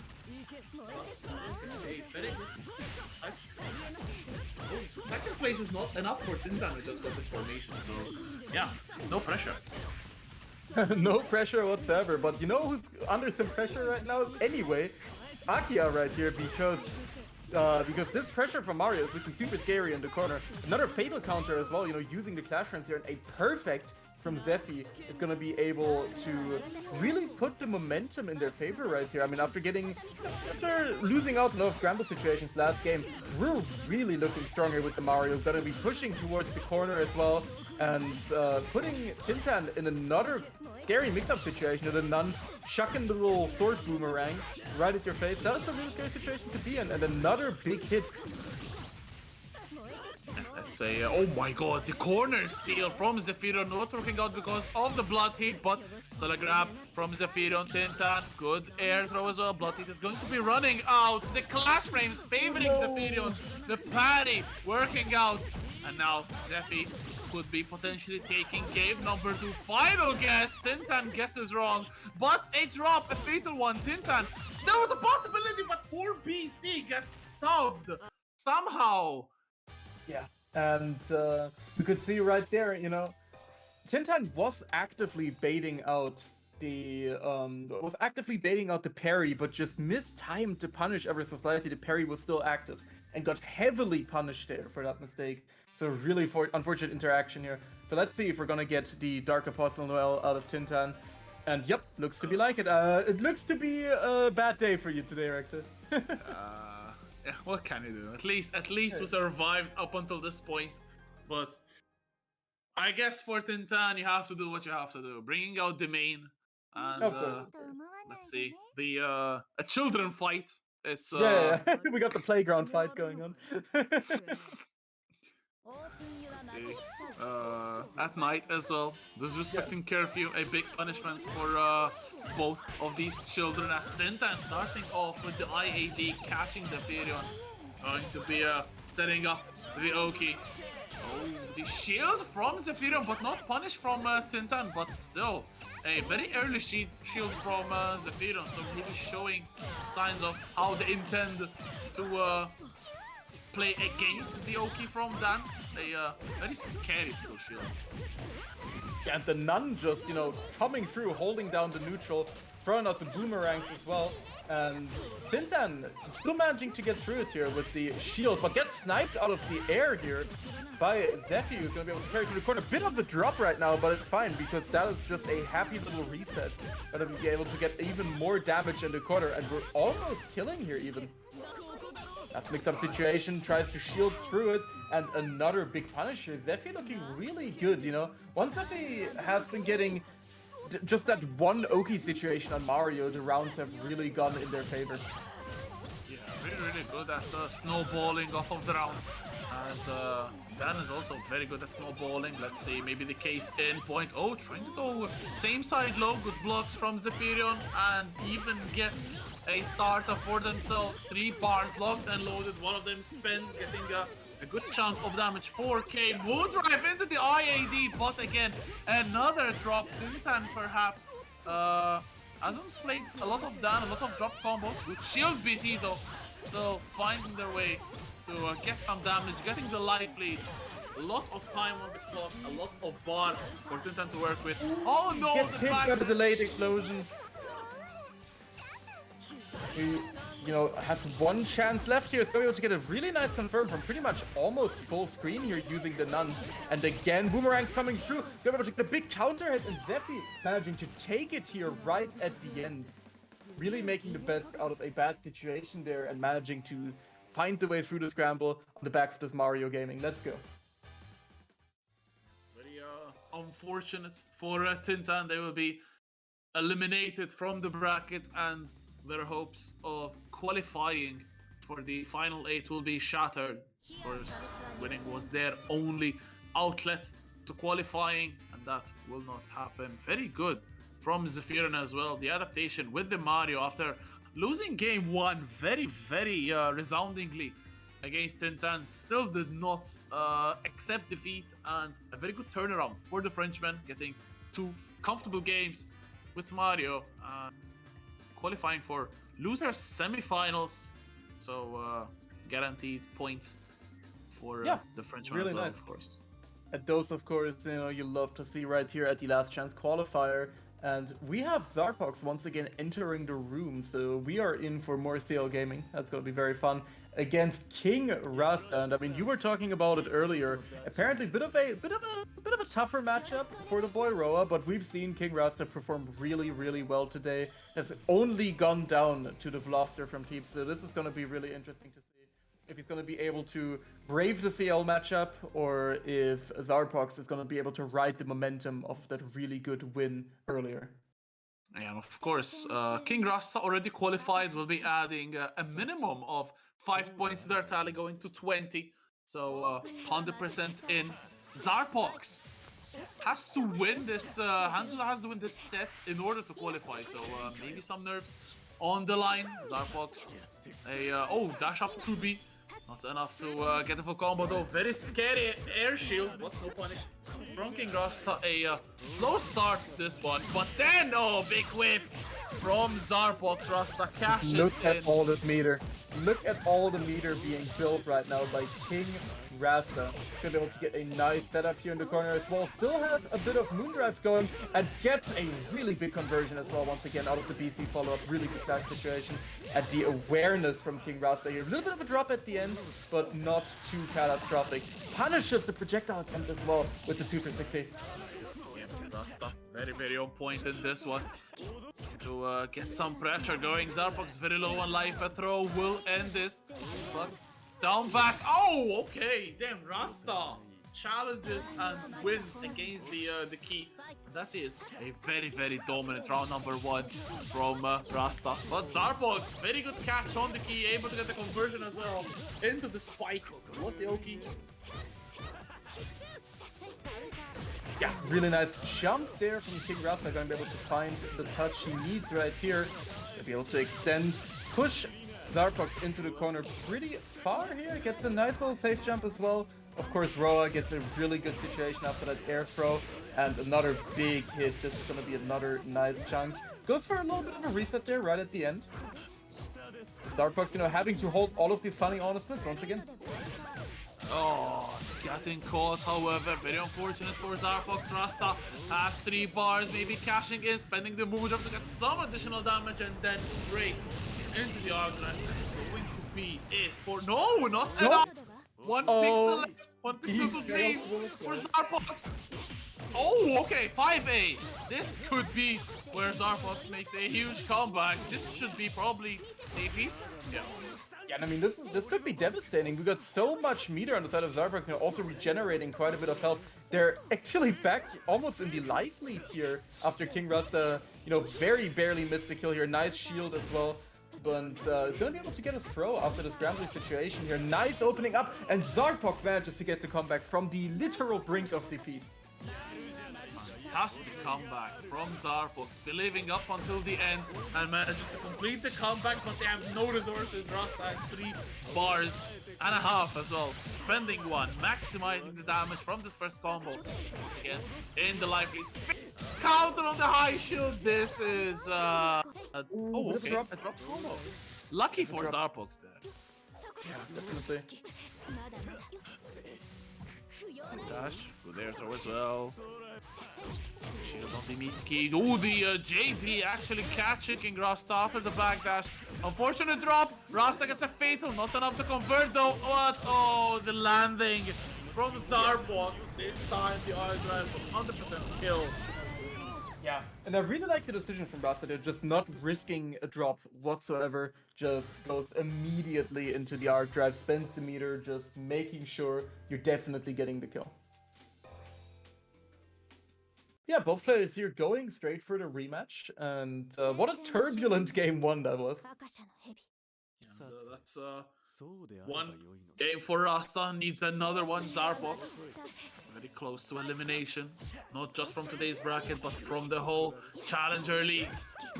So almost an unblockable. The shield fail. Definitely a trade that Zarbox will take. Big whip on the grab and an excellent punish from Zarbox with the grab, and Melty has pretty much no recovery. Bit of a fatal counter, but doesn't quite get a full extension off of it. Still, nice bit of damage, and this should be a big opener for King Rasta here. Nice use of the B follow-up on the shield, gets the full combo here, gonna be pushing into the corner. Actually, no, pushes him back to mid-screen. We set up a left-right. We'll drive from Zarbox. Oh, damn, the Mookie is very unfortunate. No clash frames activated just yet. Zarbox getting tagged, and then the JC King Rasta setting up perhaps a kill. Oh my god, but the recovery and then the damage from Zarbox fighting back. Don't let it happen to you again, Rasta. Don't let it happen again. We've seen a bit of a fumble last time. Let's see if he can keep his patience here and manage to finish out the round even after the critical drop. Doesn't cancel into the 2-4C here, unfortunately. And Zarbox once again working on a comeback, which he should be able to get here unless he drops it, and he does not. So another big comeback here from Zarbox. You know, really been making King Rasta sweat, really making him regret some of these drops here at the end.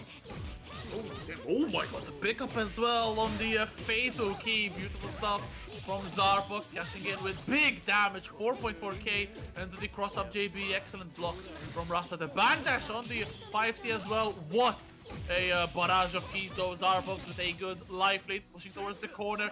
Backdash from Rasta. The JC strikes, and Rasta taking back the initiative. Again, really good hit here for King Rasta, and I mean, he's had a very commanding presence for a big part of a lot of these rounds, right? But Zarbox just always manages to find these comebacks, and once again, working on a really good situation. And yeah, that's going to be Zarbox evening it up 1-1 here.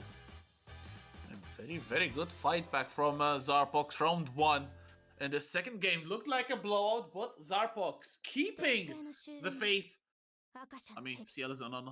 And managing to take the whole set to game number 3, not giving up. This is what we love, is seeing Zarbox going to be fighting until the end. Rasta though, to set up another unblockable. The keys. Good moondraft from Zarbox to keep safe as we're pushing towards the corner, and just like that, the backdash very risky from Zarbox. Good conversion on the air-to-air as well. That is not easy.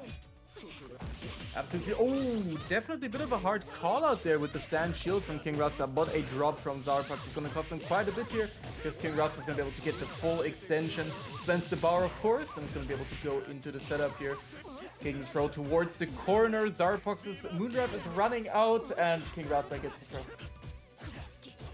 Still on the offensive. Oh, okay. Trying to challenge right there. Good heat though from Zarbox, but then the raw special getting heated into the 2-1-4B, and just like that, Rasta set up a kill combo. Look at the damage here as well. Just a casual 4.5k, and King Rasta easily able to finish off the round here. Beautiful stuff, you know, just after that post-heat interaction was so critical for King Rasta, and he really made the most out of it. Good delay as well on the needle as it's set point for Rasta. Zarbox going to not drown in this one. There's the air filling up the save jump. Good Moondrive from Zarbox, but then still getting tagged with the overhead. It's going downhill for the Spaniard. King Rasta, maybe the last guess for game this. Absolutely, but right now, Zarbox staying very, very patient. The fake out as well here from King Rasta. Goes for the plus frames, and look at how long he's been blocking, but this might actually be it. This is a really, really big starter here for King Rasta. Only has 1 bar to spend, so I don't know if he's gonna end up being able to finish this, but it does not look like it. Zarbox is gonna have to make the miracle happen for the 3rd time in a row here.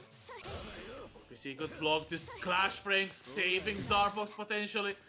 And as 1 pixel of HP is all that remains. No resources for Zarbox. Good block on the 4BC, and it could be the start of something big here for Zarbox. Pressure in the corner, does not go for the Rekka, instead goes for the late pressure. Zarbox meaty key into the pressure fight. We see good blocks, good shield on the A follow-up, no punish. Oh my god, this is so scary. Beautiful protect from King Rasta, does not bait the heat though, but just the immediate wake up DP. King Rasta just sending it for game, sending it for the set, will be taking it here in a nerve-wracking 2-1. Oh. Yeah. And I gotta be honest here, we're all gonna need a short break to cool down after such a fiery match. So we will be right back with the rest of tonight's Melty action after a very short break. So I'll see you guys in a second.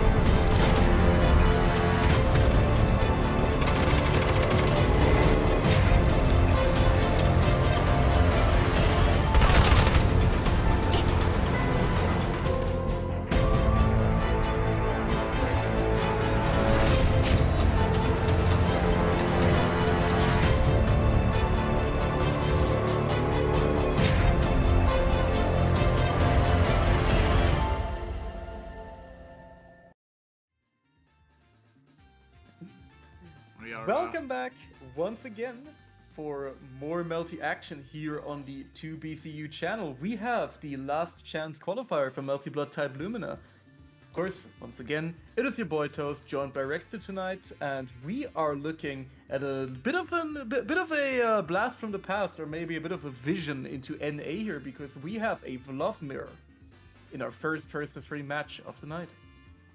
It is indeed a Vlov mirror between 2 very, very strong players, potentially the 2 best Vlovs in Europe, between NNN and Teeps. NNN honestly coming off as an underdog in their victory against Zephyrion. Teeps had a grueling battle with King Rasta, sending him to losers bracket as well. So now we are produced with the Vlov mirror, and I do feel that in this matchup specifically, of course, round 2 will be very interesting, because round 2 will be Fire Vlov against Ice Vlov. Yeah. Recently, I'm not sure if some new tech has been discovered, but Fire Vlov has been so much more efficient than in the past. Like, even in tournaments like Slashback or Crossover Arc. Just this weekend, we see players like Safe who make such good usage of Fire Glove that it mostly feels like Ice Glove is a better character, but not quite as much as we used to think they are. And then starting off very well to try to get the advantage, of course, but an advantage in this matchup is somewhat still a disadvantage because then you end up facing a stronger version of your own character. Yeah. Also gotta say, thank you for yet another raid. We got another raid coming through, this time from Rich, but not really. Thank you very much for the raid. Hope you had a good stream. And I hope you're ready to enjoy some EU Melty action right here. Big up to all the raiders for sure. And right now, team's working on so much damage here. Gonna be able to almost finish up NNN. Actually, is gonna be able to finish up NNN. My bad. Right here in the corner, and Team's taking the first round. However, is gonna have to contend with Icevlov with 4 bars on deck right here. Well, Teams has no resources, had to spend everything in order to get the kill, but he'll definitely take that. Oh, big stomps though from NNN. Almost air unblockable right there as Teams in the corner. Good catch from NNN, has plenty of bar to cash in and maximize the damage in this one. Oh, the drop though.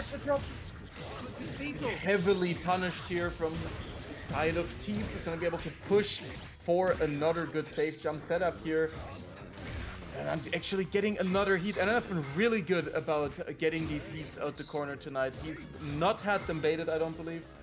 And it's just been really good. However, another fatal counter coming out from the side of Teeps here. And Ellen once again back in the corner here, you know, really has been on the back foot here. And the double Moondraft activation coming out from both Love Gamers here. However, and then finding the hit in the scramble. To maximize as well, not going to be spending meter, but builds up a nice bar and a half. But Teeps with the most skill, very good mash out. And in a load of trouble, no moon drive as well. Final guess for game. Teams dash in into the dash out, trying to bait something out of the Hungarian with shield, but then trying to catch something. 2-2-C again, but oh, Teams getting the run on there and getting the kill as well. 2 very strong rounds with Fire Glove, and that is game 1 for the Frenchman. Yeah, absolutely. And I mean, this is a really scary situation for NNN because not only is your winner's side run on the line, you also have your pride on the line. You know, if you have someone playing your main in the mirror against you, you don't want to lose that. Yeah, of course, it's a bragging rights battle at the end of the day. As 100%. Teeps is definitely recognized as one of the better Vlovs, even if they still have them in their back pocket, and then trying to fight their way towards becoming #1 Vlov. And this is definitely a matchup that you need to win in order to be able to make that claim, and then end up sitting on Moon Drive. 2 bars of magic circuits, but good shield PC from Teeps, stuffing out the attack from NNN as well as the remaining Moon meter. Look at it just trickling away. Yeah, beautiful stuff here. And yeah, Teeps once again is just able to find all of these very, very critical hits right here. And it's gonna have to deal with the Isolov coming in though. Once again, we have the same situation that we had last game. NNN sitting on the full 4 bars with the Isolov. And Teeps just very much in control of the full screen situation, managing to get to confirm off the stomps, and that is just a casual 4k damage from pretty much full screen. Oh, blood heat though from NNN, trying to get some damage from their end as well. Nice projectile trying to maybe bait a throw from Teeps, still in and now out of bar. Trying to still contest here and manages to get a very good hit. Teeps caught out. And then cashing in, builds a bar in the process. Going to be spending it immediately. 4.3k damage into OP. Absolutely. And I'm looking really good in this corner situation right now. Getting big damage off of the Rekkas here. A little bit of a drop right there at the end, but it doesn't matter. Just a happy little reset into the EX Fireball. Did have to spend the extra meter though. Now he's sitting on 0 bars against the 4 from Teeps. Teeps is now into ice mode, the first time that we're seeing the Frenchman in ice mode, but Ananan greets him with a beautiful run of 3C, the universal anti-air, going to be 3.5k damage, Moondrive from Teeps into the shield from Ananan as well, the clash liking the shield handshake here. Cancel! On the clashes, very good reflexes from Ananan, and this is a very healthy life lead for the Hungarian. But oh, the IAD into the heat from Ananan though. Blood Heat comes out from Teeps here, so I'll be able to regenerate quite a bit of health, but immediately gets fatal counters.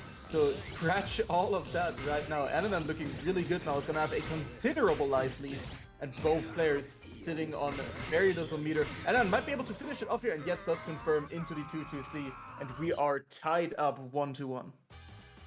Damn, what a catch from Ananan. That was gorgeous. The save jump landing, baiting the backdash as well with 2-2C if I'm not mistaken. And that is a very, very strong round from Ananan.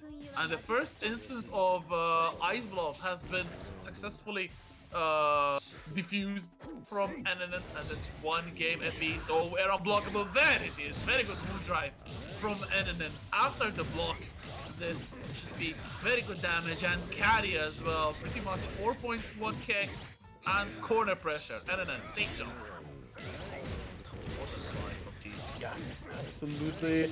And Teeps is just once again, no, he's really been in control these first rounds of every game so far. But once the Ice Bluff comes out, that's when Ananan has really been cooking. Bit of a drop here, unfortunately, from the side of Teeps here, but Ananan once again finds another good touch. Bum, getting the air throw. Oh, Teeps fighting back. Good defense from Ananan in the meantime. Big shoe. Clash frames into the tree. The dash on there, but what a fantastic block from Teeps. As spending all of that meter, getting some very good chip damage, getting a counter hit as well. But I don't think Teeps will be able to close it out. Ananan still alive, but just barely. Will not survive a throw here. Oh, the Just wakes up with the 2C, no fear whatsoever. Bit of a drop though, but once again, it's just a happy little reset into the Rekka. Another good throw coming out from Ananan. And gets caught by the B follow-up. Both players on just a sliver of health remaining. Any hit will do it right here.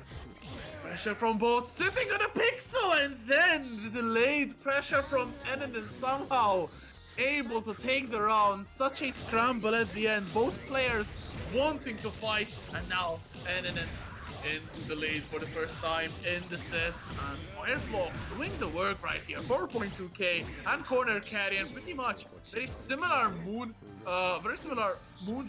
magic circus, excuse me. Moon definitely Teeps' favor. Absolutely, and Ananan finds another good hit here. Not going to be able to get a full combo of the 2-2C, but still gets a nice pickup here with the Rekkas. Oh no, what an unfortunate drop, but no punish coming out from Teeps. We've had a few very critical fumbles here from Ananan, unfortunately. So Teeps has been getting a few more opportunities out of those. Of course, you know, has got the Ice Glove on deck, so enjoys all of those benefits, just throwing out those projectiles, but Ananan able to close out game 2 here off of the back of the 2-2A. Beautiful stuff. A blazing end to game number 3. Ananan goes into the lead. 2-1, and a very, very strong showing here for Ananan. One game away from securing not just Grand Finals winner's side, but 10 points, and I think that is pretty much qualification secured. And then starts off with a good throw as well to start things off. Teeps using the heat, using all of that meter, but not a lot to show for it. Ananan gets another touch, tries to go for the run on their most skill to punish Teeps as well. Ananan is on fire right now, literally fireball, doing the damage. Absolutely, but that's another good hit for Teeps. Fortunate drop here. Ananan should be able to just throw out huge chunks of damage here. And another heat activation coming out as well. This has been a very violent, very scrambly match. Yeah, big damage here for Teeps, making full use of that heat activation. 5.3k just like that on deck. We should be able to close out the first round here off the back of the Rekkas. Beautiful stuff. Very good third round from Teeps. As one more round to even out the score. Ananan, good Moondrive to keep safe. Dash in, shotgun blast. Teeps does not bite, but NNN still able to get a touch, dash in into the super jump, corner pressure as well. NNN is really good. Oh my god, the Ice Glove Stomp, there it is, shining.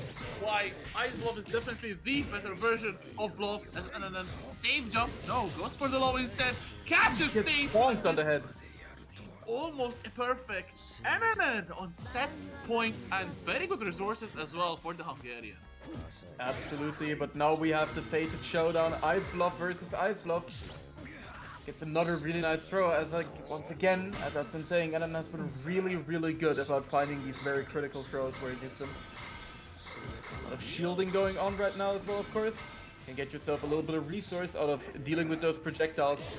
And then being very careful, but not careful enough, as the fatal counter is going to be a huge opener here for Teeps. We'll be getting the 4k plus a little bit of charge. Chases down the backdash here as well. Not a lot of damage, but still 2k. We will definitely take those and score the pressure time now for Teeps. Chipping NNN away. Oh, one touch, not able to convert. Move stomp. NNN has to try to get a safe heat sometime soon because it's still one touch away for Teeps. Cashing in that blood heat as well, and then it has to be so careful not to press buttons, but not to Yep. get hit either. Arl drive cashed in. Yeah, Teeps managing to even it up once again, making it really close there. And we will be going into our game 5 of the fated Vlov mirror here between Teeps and NNN. 5C is a fair button indeed. He's just doing little guy things, you know, he's just a little guy. Swinging his little sword. Speaking of swinging your little sword, that is just a raw Rekka that is going to lead to a full confirm here for Teeps to start us off.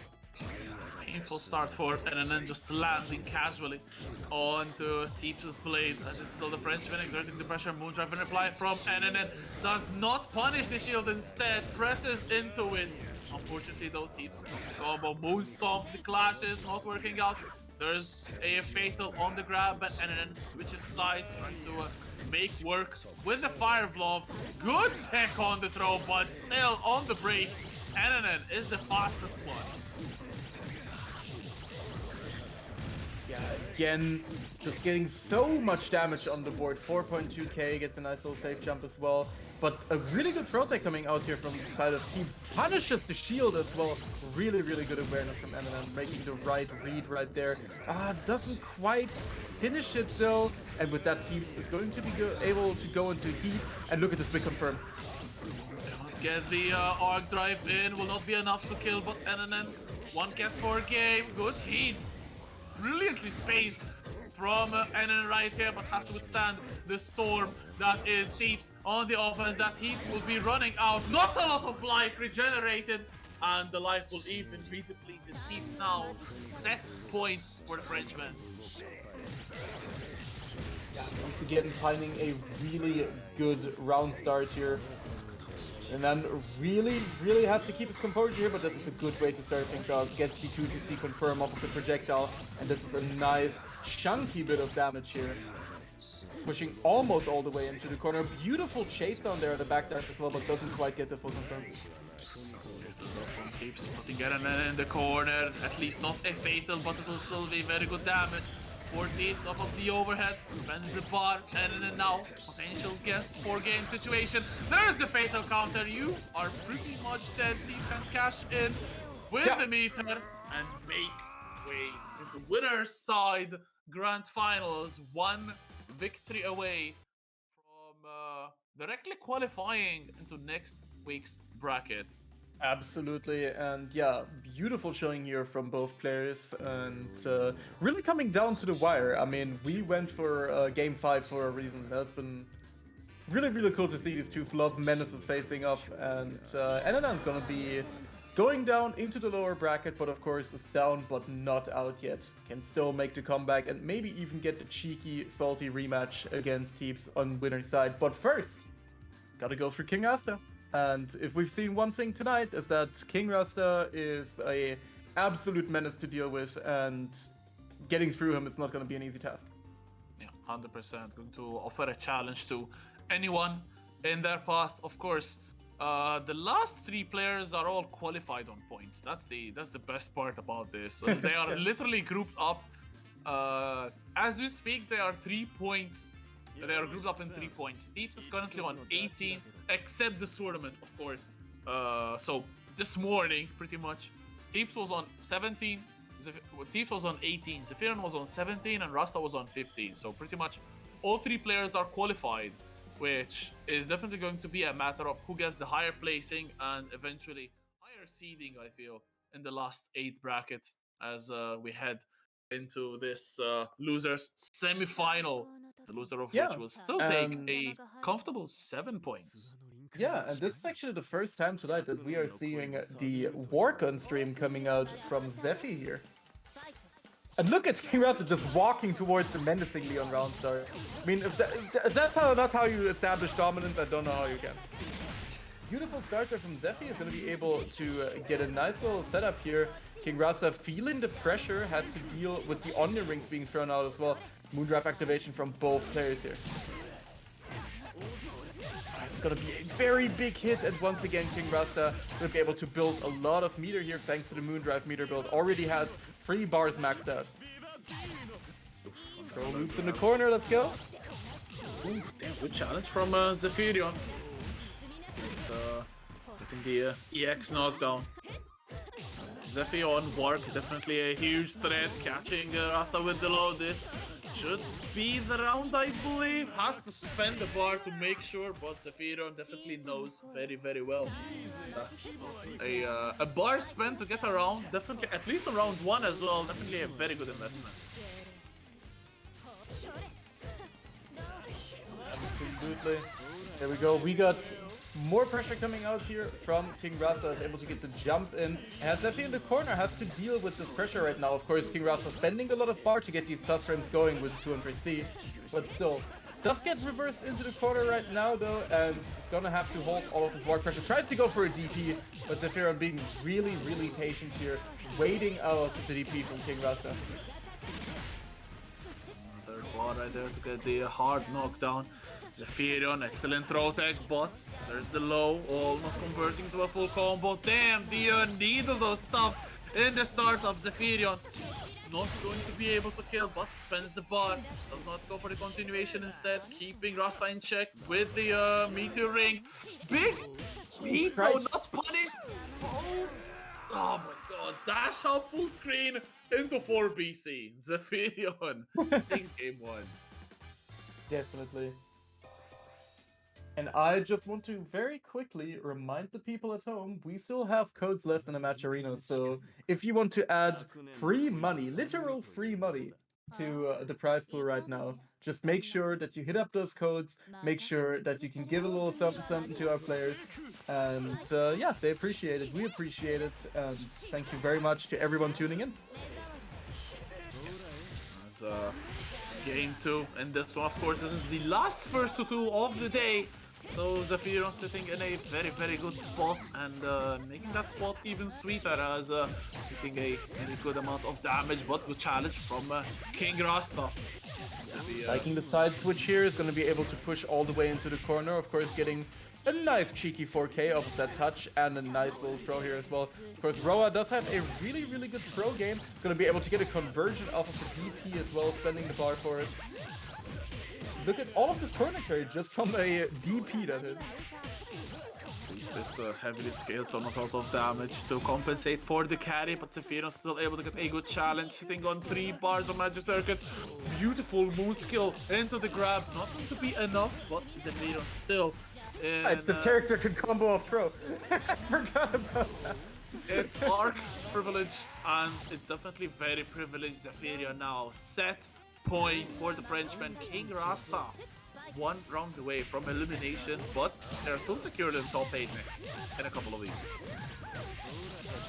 To be able to get a really nice situation going here right now though, getting this round started almost 4K once again, and putting Zephy in the corner, who's going to immediately get the reversal though, big scoop, and just answering right back, baiting the high shield as well, getting a nice big punish with the low here. This is going to be a lot of damage coming out, big starter. Look at all that, over 4K, 4.7K, almost 5, Jesus. Indeed, as it's a lot of pressure from Zephyr, and the chip is also doing its mark. Rasta has to fight away, has to go for a safe hit. Yes, there it is, the blood hit. But Zephyrion does not care. Zephyrion is the most unhinged Warg player. They will press on your blood hit. The meteor ring! I don't know if King Rasta could have shielded that to trigger the last arc, but they will not be able to press at all in the remainder of the bracket. Zephyrion, very, very. Yeah, still a really, really beautiful showing here from King Rasta once again. Still really respectable finish here. And of course, as you said before, is qualified for the top 8 at the end, so doesn't have to worry about anything right now. But still really good performance, of course. You know, I'm very biased. I love seeing Roa Gaming. That's a tough one for the Roa bros. The Roa bros. The bros. Bros, for sure. And we got the broom feast, and now we got the bros. What am I creating? That's just to clarify, by the way, Drizzy is still the most unhinged Warg in the region. Don't take me wrong. Zephy is just unhinged when their opponent is in blood heat. That's what I wanted to say. Yeah. Now, after a really good but very close showing in winners finals, Ananan now representing here in the lower bracket is going to be facing off against Zephy here, right? It's gonna be very fun. Yes, and this is a round back of the first winner semifinals as well, which went to Ananan in a very, very close set. And damn, Yeah, for sure. Zephyrion with the Aoko maybe, definitely their lobby character, but we'll just have to wait and see if they're ready or. I hope we're gonna see the Aoko. I gotta be honest. I hope we're gonna see. I mean, Ananan already, you know, spamming the Aoko Ozaki right now. But looks like Zephy maybe opting for the Warg once again after it worked out really, really well against King Rasta. And yep, that's what we're gonna be getting. We're gonna get Bluff versus Warg right here. And all that I remember from all the way back in Season 1 is my good friend Bonsai, you know, German fighting game legend. He used to hate this matchup. Like, he used to hate it on the Warg side of things. I don't know how it is now. I think actually like Warg is one of the characters who can't give Love a hard time. So let's see if Zephyrion can do the revenge here, get a run back against Ananan, the one who sent them into loser's bracket, as Zephyrion starts off very, very strongly, gets another grab into the full confirm in the corner, gets an air throw into the dunk, but with shield from Ananan, but they're still stuck in the corner. Zephyrion's pressure is relentless, spends bar as well, getting the chip damage, but heat from Ananan.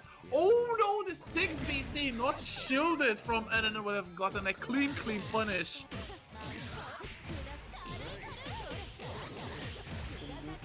Yeah, just getting a lot of damage on the board right now. 3.8k, nice block there on the side switch overhead from Zephy. But Ananan definitely staying patient. We've seen a lot of really good blocks, especially back in the match against Aoko. And a really nice opening here as well. Gonna be able to get a nice knockdown. Doesn't opt to spend any meter right here. Maybe wants to save it for a heat activation, but gets scooped immediately. What a fantastic reversal right there from Zephyrion. The 6-3C, the command grab, choking Ananan out, and then getting the punish, getting round number 1, but a very, very hard fought round 1 for both. Zephyrion cashing in though, getting that bar, 2.5k, and Oki presses into the high shield. What a delayed shield A from Ananan, fantastic stuff. Punishing Zephyrion and cashing in with bar as well, very good, 3.8k down. Really liking the just delayed dash up 5A there as well. Catching Zephy trying to press something, and it's going to be able to once again look at this damage. 4k on the table right here for Vlov, and that's another big opening. That's going to hurt a lot. Should definitely be able to close out the round. Let's see how many bars he has to spend. Looking like 1 right now, and yep, that's going to be it. Ananan evening us up in rounds here.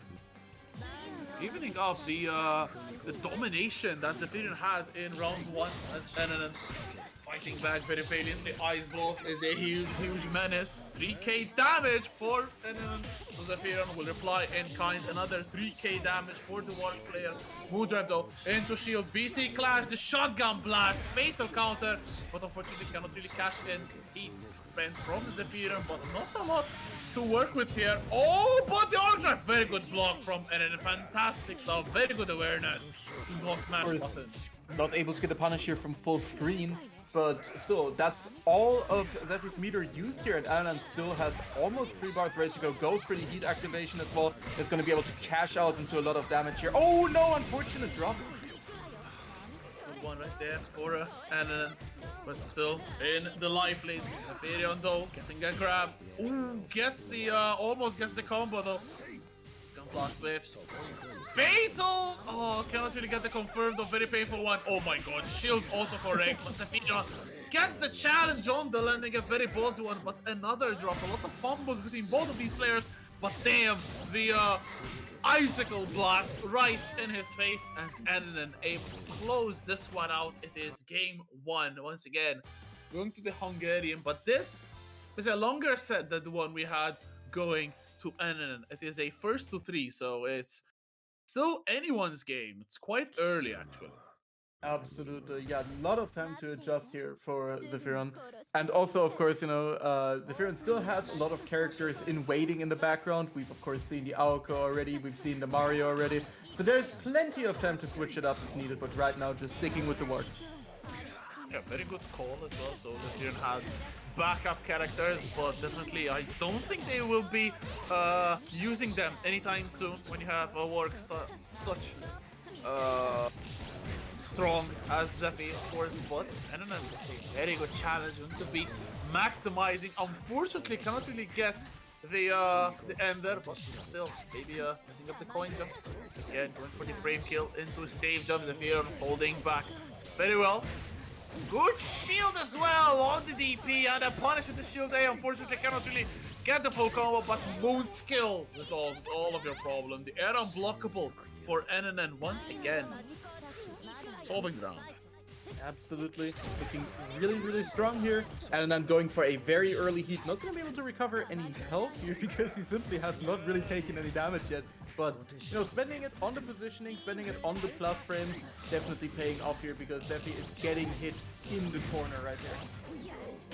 Spot for the Frenchman, but a drop for Ennen, and good side switch as well for Zephyrion. Into the safe heat, very smart setup, good shield from Ennen, but still doing nothing, getting fataled off the shield. This will hurt quite a lot. No, the drop! Ennen has to be very careful not to get tagged, that heat's running out, and they're actually... Very unfortunate drop there, since they could have cashed out the heat as well off of that throw, so... Unfortunate. Oh, a lot of shielding going on right now, but both players being somewhat patient here. Will be able to get a nice confirm here in the corner.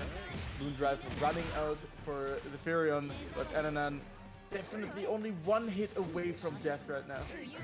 Punish the landing. Good stuff, good tech as well. Shield failed, triggering the chip damage. Oh, oh.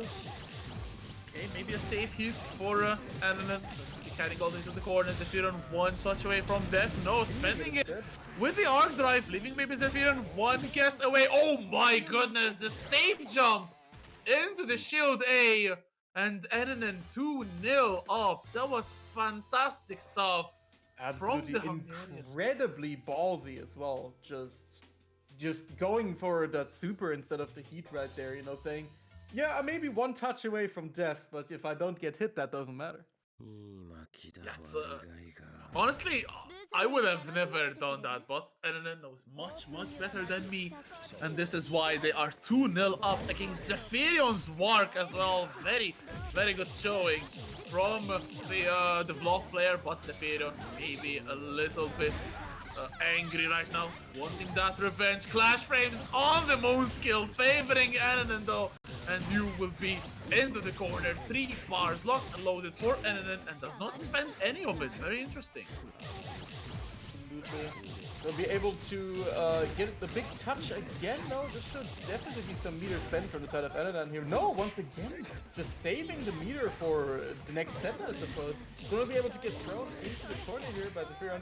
Of course, Warg getting that throw and getting the combo off of it once again. Really nice damage in the corner. Yeah, both players just really holding on to their meter right here, and should be able to. Oh no! I shouldn't have said anything. I jinxed him. I'm so sorry. Oh, I jinxed him again. Rapid reply. Oh no! Committing to the 4BC. That was such a big gamble for Zephyrion. The boost skill, of course, cannot reshield that, and then knows it to perfection. And is on set point, but Zephyrion getting a big fatal counter. Another drop, though, a painful one. For the Frenchman, could be very, very costly in the end of the round, but catches Enanen pressing buttons with those rings. But again, the back throw, Enanen is really good with those throws. Yeah. Oh, another good throw coming out from Zephyrion. We've had a lot of throws represented in this particular match, and it's been working out really well. Unfortunately, another bit of a scrambling situation right here at the end, and Ananan's going to be able to get the full confirm here, not dropping it, and yeah, look at that, 4.2k here for the block, so 1 bar of meter spent, but nice conversion off of the fireball from Zephy. Will be able to push all the way into the corner, might even be, oh, why do I even say anything? I should really stop talking when these players are hitting combos. IATJC though, solving the round for Zephyrion. And it is once again Ice Glove entering the fray and immediately icing Zephyrion. Not going to be a lot of damage. Beautiful moonshot from Enanen to keep safe after the whip projectiles, and then still getting a touch. This will be a lot of damage again for the Vlov player. Zephyrion going to be carried all the way to the other side of the stage. 4.2k damage. Zephyrion in an ugly spot. Definitely, and I mean, you still have to deal with 3 bars on the side of Ice Glove here. Oh, I'm glad I didn't say anything, but still. Oh, final guess though. Final guess will definitely be the end of Zephyrion. And then, oh, dashes into the blood heat though. Has to be careful. Oh my god, and then taking a page out of Zephyrion, pressing buttons with the opponent in blood heat, and Enanen takes a resounding 3-0, and not just a place in grand finals, but also getting that coveted spot right here, and it's gonna be able to attempt the run back here. It's gonna be able to attempt the salty run back against Teep. So this is going to be the Vlov Mirror rematch in grand finals right now. So if you guys are Vlov enjoyers in the chat, well, you better be right now for what's coming up, because we have the fabled mirror coming up, unless Teeps really surprises us and, you know, doesn't actually stick with the Vlov for the full tournament run. Is it just me, or is it you're kind of dying. Activate for Discord? I think Discord is dying. Yeah, yes. Yeah, Discord is dying for grand finals. No, don't start. Uh-oh. Well, I mean, they are... Oh no. Yeah. I think Rex is back right now anyway. I think we might be fine. Yeah. Again! Never mind. Yeah. The AI is coming for the commentary job. That is absolutely true. Oh no.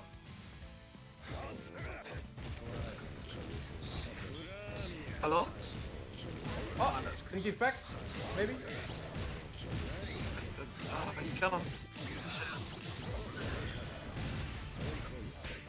Let me. What are you doing?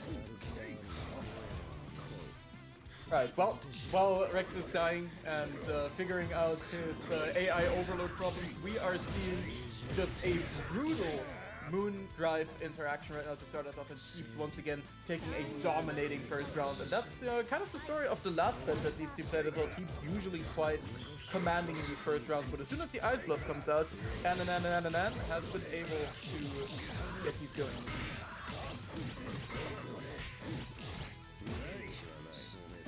Damage coming out here, but Again, Team finds a really good hit. Is going to be able to get the setup as well. 4.2k. Catches the backdash with the 2C. Beautiful stuff, but a little bit of a drop here. Gets the blood heat. The blood heat gets punished immediately here. Very situation. This is going to be it. The Teeps does not block it. Actually goes for the Moondrive activation as well. Jake extends just a little bit further. And game one on the winner's side. Still Teeps getting his first one on the match. From the small PowerPoint slides that I've been able to watch, it was a very, very strong game one for Teeps. Definitely a commanding one. Probably more dominant than anything we've had in winners finals, which was pretty much the same players on display. So maybe Teeps a little bit in a hurry. Maybe the food is burning up right now on the pot, so wanting to make it as short a set as possible. Yeah, you know, Teeps getting the notification, yo, the pizza's on its way, you got 10 minutes to finish the set.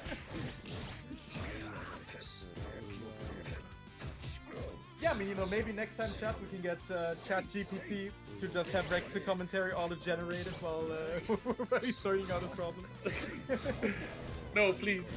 I don't want to lose my spot. Oh, damn. Dash it. 3C from Edinen into the heat, but Teeps is still the one in control of it. Just enough block. From there, of course, doesn't get all of the hits of the archive, but still, a lot of damage coming out with the throw, but just smashes after anyway. That's what we love to see. And Edinen, you know, didn't get a lot of damage on the board, but once again, just the C-button jump scare from Blood. Unfortunate drop here from Teeps, gets the charge where he probably didn't want it. And Edinen actually able to take the first round this time. Fight back here for Edinen. Neutral. Oh, damn. Okay, good catch from Teeps though.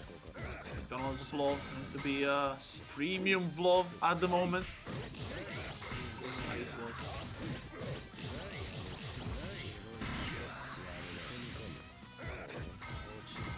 Beautiful stuff here, and Edinen getting caught by the jump in though from Teeps. Should be able to finish up the round if he spends the meter here. Yeah, absolutely. Using the 2 bars, and Teeps tying us up once again. And we got the Battle of the Ice Bluff once more. It's a cold one for sure. Teeps sniping with the projectiles. And Edinen fighting away from the corner. Not a necessarily bad spot for Vlov to be in because of the humongous range, but I still do feel that it is obviously better to not be the one with the back towards the wall, but Edinen finds the way to put Teeps with the back towards the wall. Going to be cashing in with the Rekka, spending bar maybe at the end of this combo. There it is, 4.3k damage, air throw, safe jump, shield and PC from Teeps though. That was really, really good. Beautiful stuff coming out right now from the side of Teeps, and just this pressure is just looking suffocating right now. And then once again getting hit in the corner here, and we've seen this time and time again from Teeps. He just runs this offense so well, and it's going to be just putting his presence on the board once more, going up 2-0, 1 game away from taking things winner's side here. Very, very strong performance here from Teeps already. Trying to speed run this grand final set 3-0 against Edinen, who was very, very close and actually taking the whole set. It was 3-2 for Edinen, or excuse me, 2-1 for Edinen at a certain point. So a very, very strong showing from Teeps, but Edinen starting off in the best way possible this third game, looking to make this comeback. Needs a reverse sweep. It is not easy to get one against Teeps, but Edinen definitely able to. Absolutely, but yeah, another good catch here from the side of Teeps. Is going to be able to charge up his meter quite a bit as well, and just, you know, in Germany we have a saying, especially the KOF community, erster whiff, zweiter trifft. The first one whips, the second one always hits. And that's exactly what happened right there, with the moon skill Rekka coming out from the side of Edinen, just swinging. Sorry, that could also be true for throws in Melty because they virtually have no recovery. As Enanen blasting the EX right there and then catches Teeps with the low and Enanen fighting back but activating Teeps' trap card, the Ice Glove, and immediately comes in, tapping Enanen's Glove Toes and immediately starting off with a big chunk of damage. 3.5k. Now you're in the corner and you have to deal with even more pressure coming out from Teeps. We've seen him run this incredible corner offense and it just keeps going. Another big hit. It's going to be another 4k just coming out casually from the side of the Frenchman here. Blocks the Moonskill as well and just finds another 2-2 jump scare. Is going to be able to finish off the round. So this as well set point for Teeps to guarantee direct qualification. So the Melty Blood top 8 finals of the Challenger League 6. Teeps now relishing the opportunity, but as we speak, cornered with Enanen pressing buttons, but then Moonskill comes in clutch. We've seen it so many times, and almost all of those times it was victorious.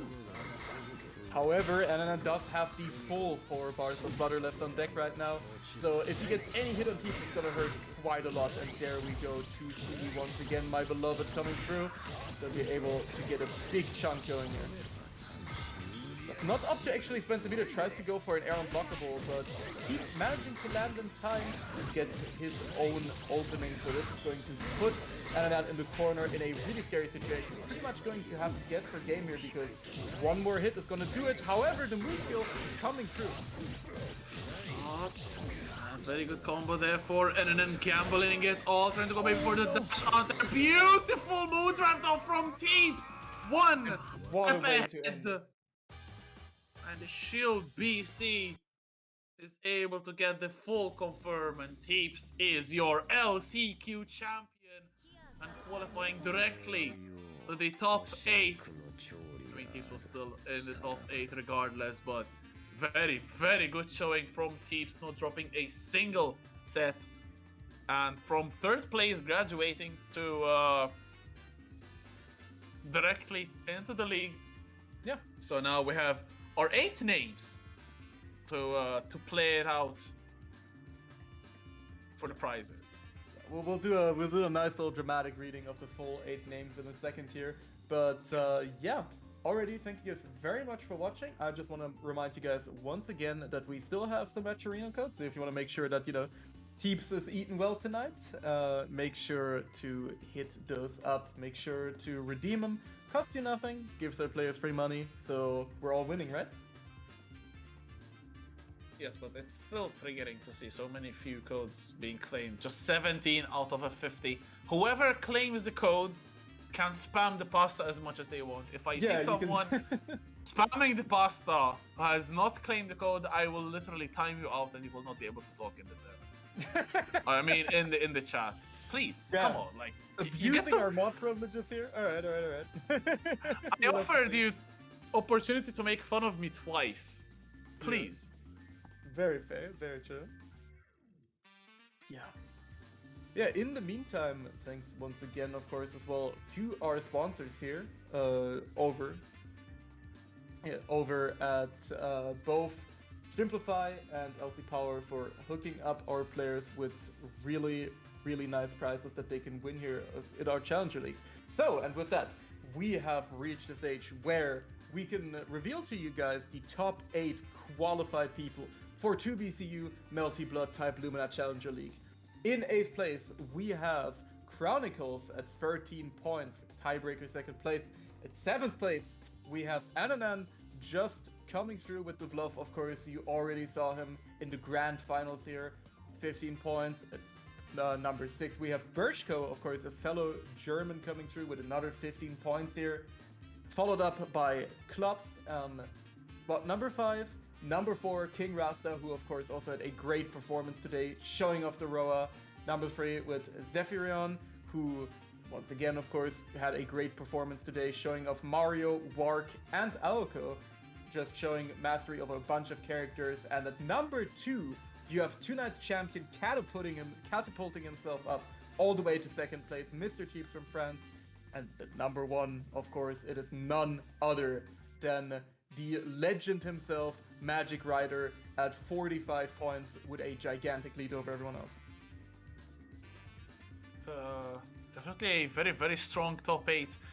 It's really painful to see people missing out on tiebreakers. Zarbox and Chronicles were tied on 13 points apiece, but Chronicles getting second place in the third tournament. I think the last one that we ran 2 weeks ago was pretty much pivotal for Chronicles to get in. Zarbox, their highest placement was 5th, so unfortunately couldn't really make it into the top 8 bracket, which is looking incredibly stacked. And yeah, Absolutely. just looking at the names, it's anyone's guess who is going to take it, because wow, that's one incredible top 8 bracket. And the prizes are also incredible, because just a little reminder of what is up for grabs in the Challenger League.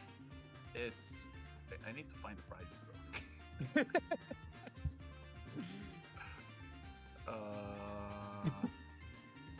Don't worry, chat. Let him cook. This is AI generated, by the way. This is Yeah, why it's all AI generated. You know, sometimes the AI has some loading times. You know, the technology is not 100% quite there yet, but we're getting there. We are getting there. So let him cook up. Don't know where to search for it. I can't find it.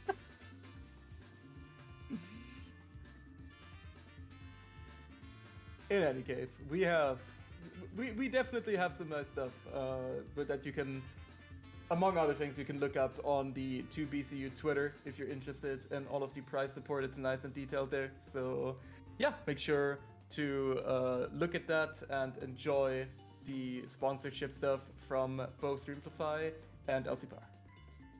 Yeah, just found it actually. So we have first place. We have a monitor, a 144 hertz monitor. 27-inch from LC Power.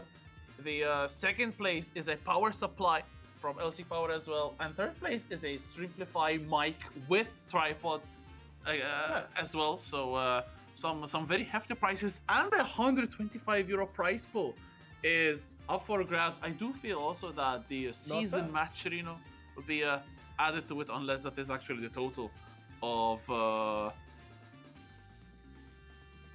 Yeah, and that is just the sponsor, by the way. That's just $125 from the sponsor. And of course, you get all the community support. Everything you get from you guys towards that season match arena is going to be going into that as well. So we have a lot of stuff for our players here. So make sure you participate. Make sure you watch and help our players out. Very well said, but I do feel that that is everything from us. Thank you so much for coming. Thank you so much for watching and staying with us for this whole journey, which is pretty much in the penultimate stage. Next time we meet again, it will definitely be the big finals, the final 8, and to be battling it out for the sweet prizes, the money as well, and of course bragging rights to be potentially the best player in Europe at the moment. So definitely tune in next time. But that was everything that we had to tell you. This has been Rexo, and not sure if you want to plug anything, Toast. I mean, if you guys are also interested, of course I gotta show my main game. If you guys are interested in watching some good ass Grand Blue Fantasy versus, check out the Hard Edge weeklies on the hardedge_org Twitch channel every Monday at 8 p.m. German time. So, you know, you're gonna see a lot of me there as well. So if you enjoyed and if you want to watch some good ass Grand Blue, check that out. That's pretty much everything I want to show.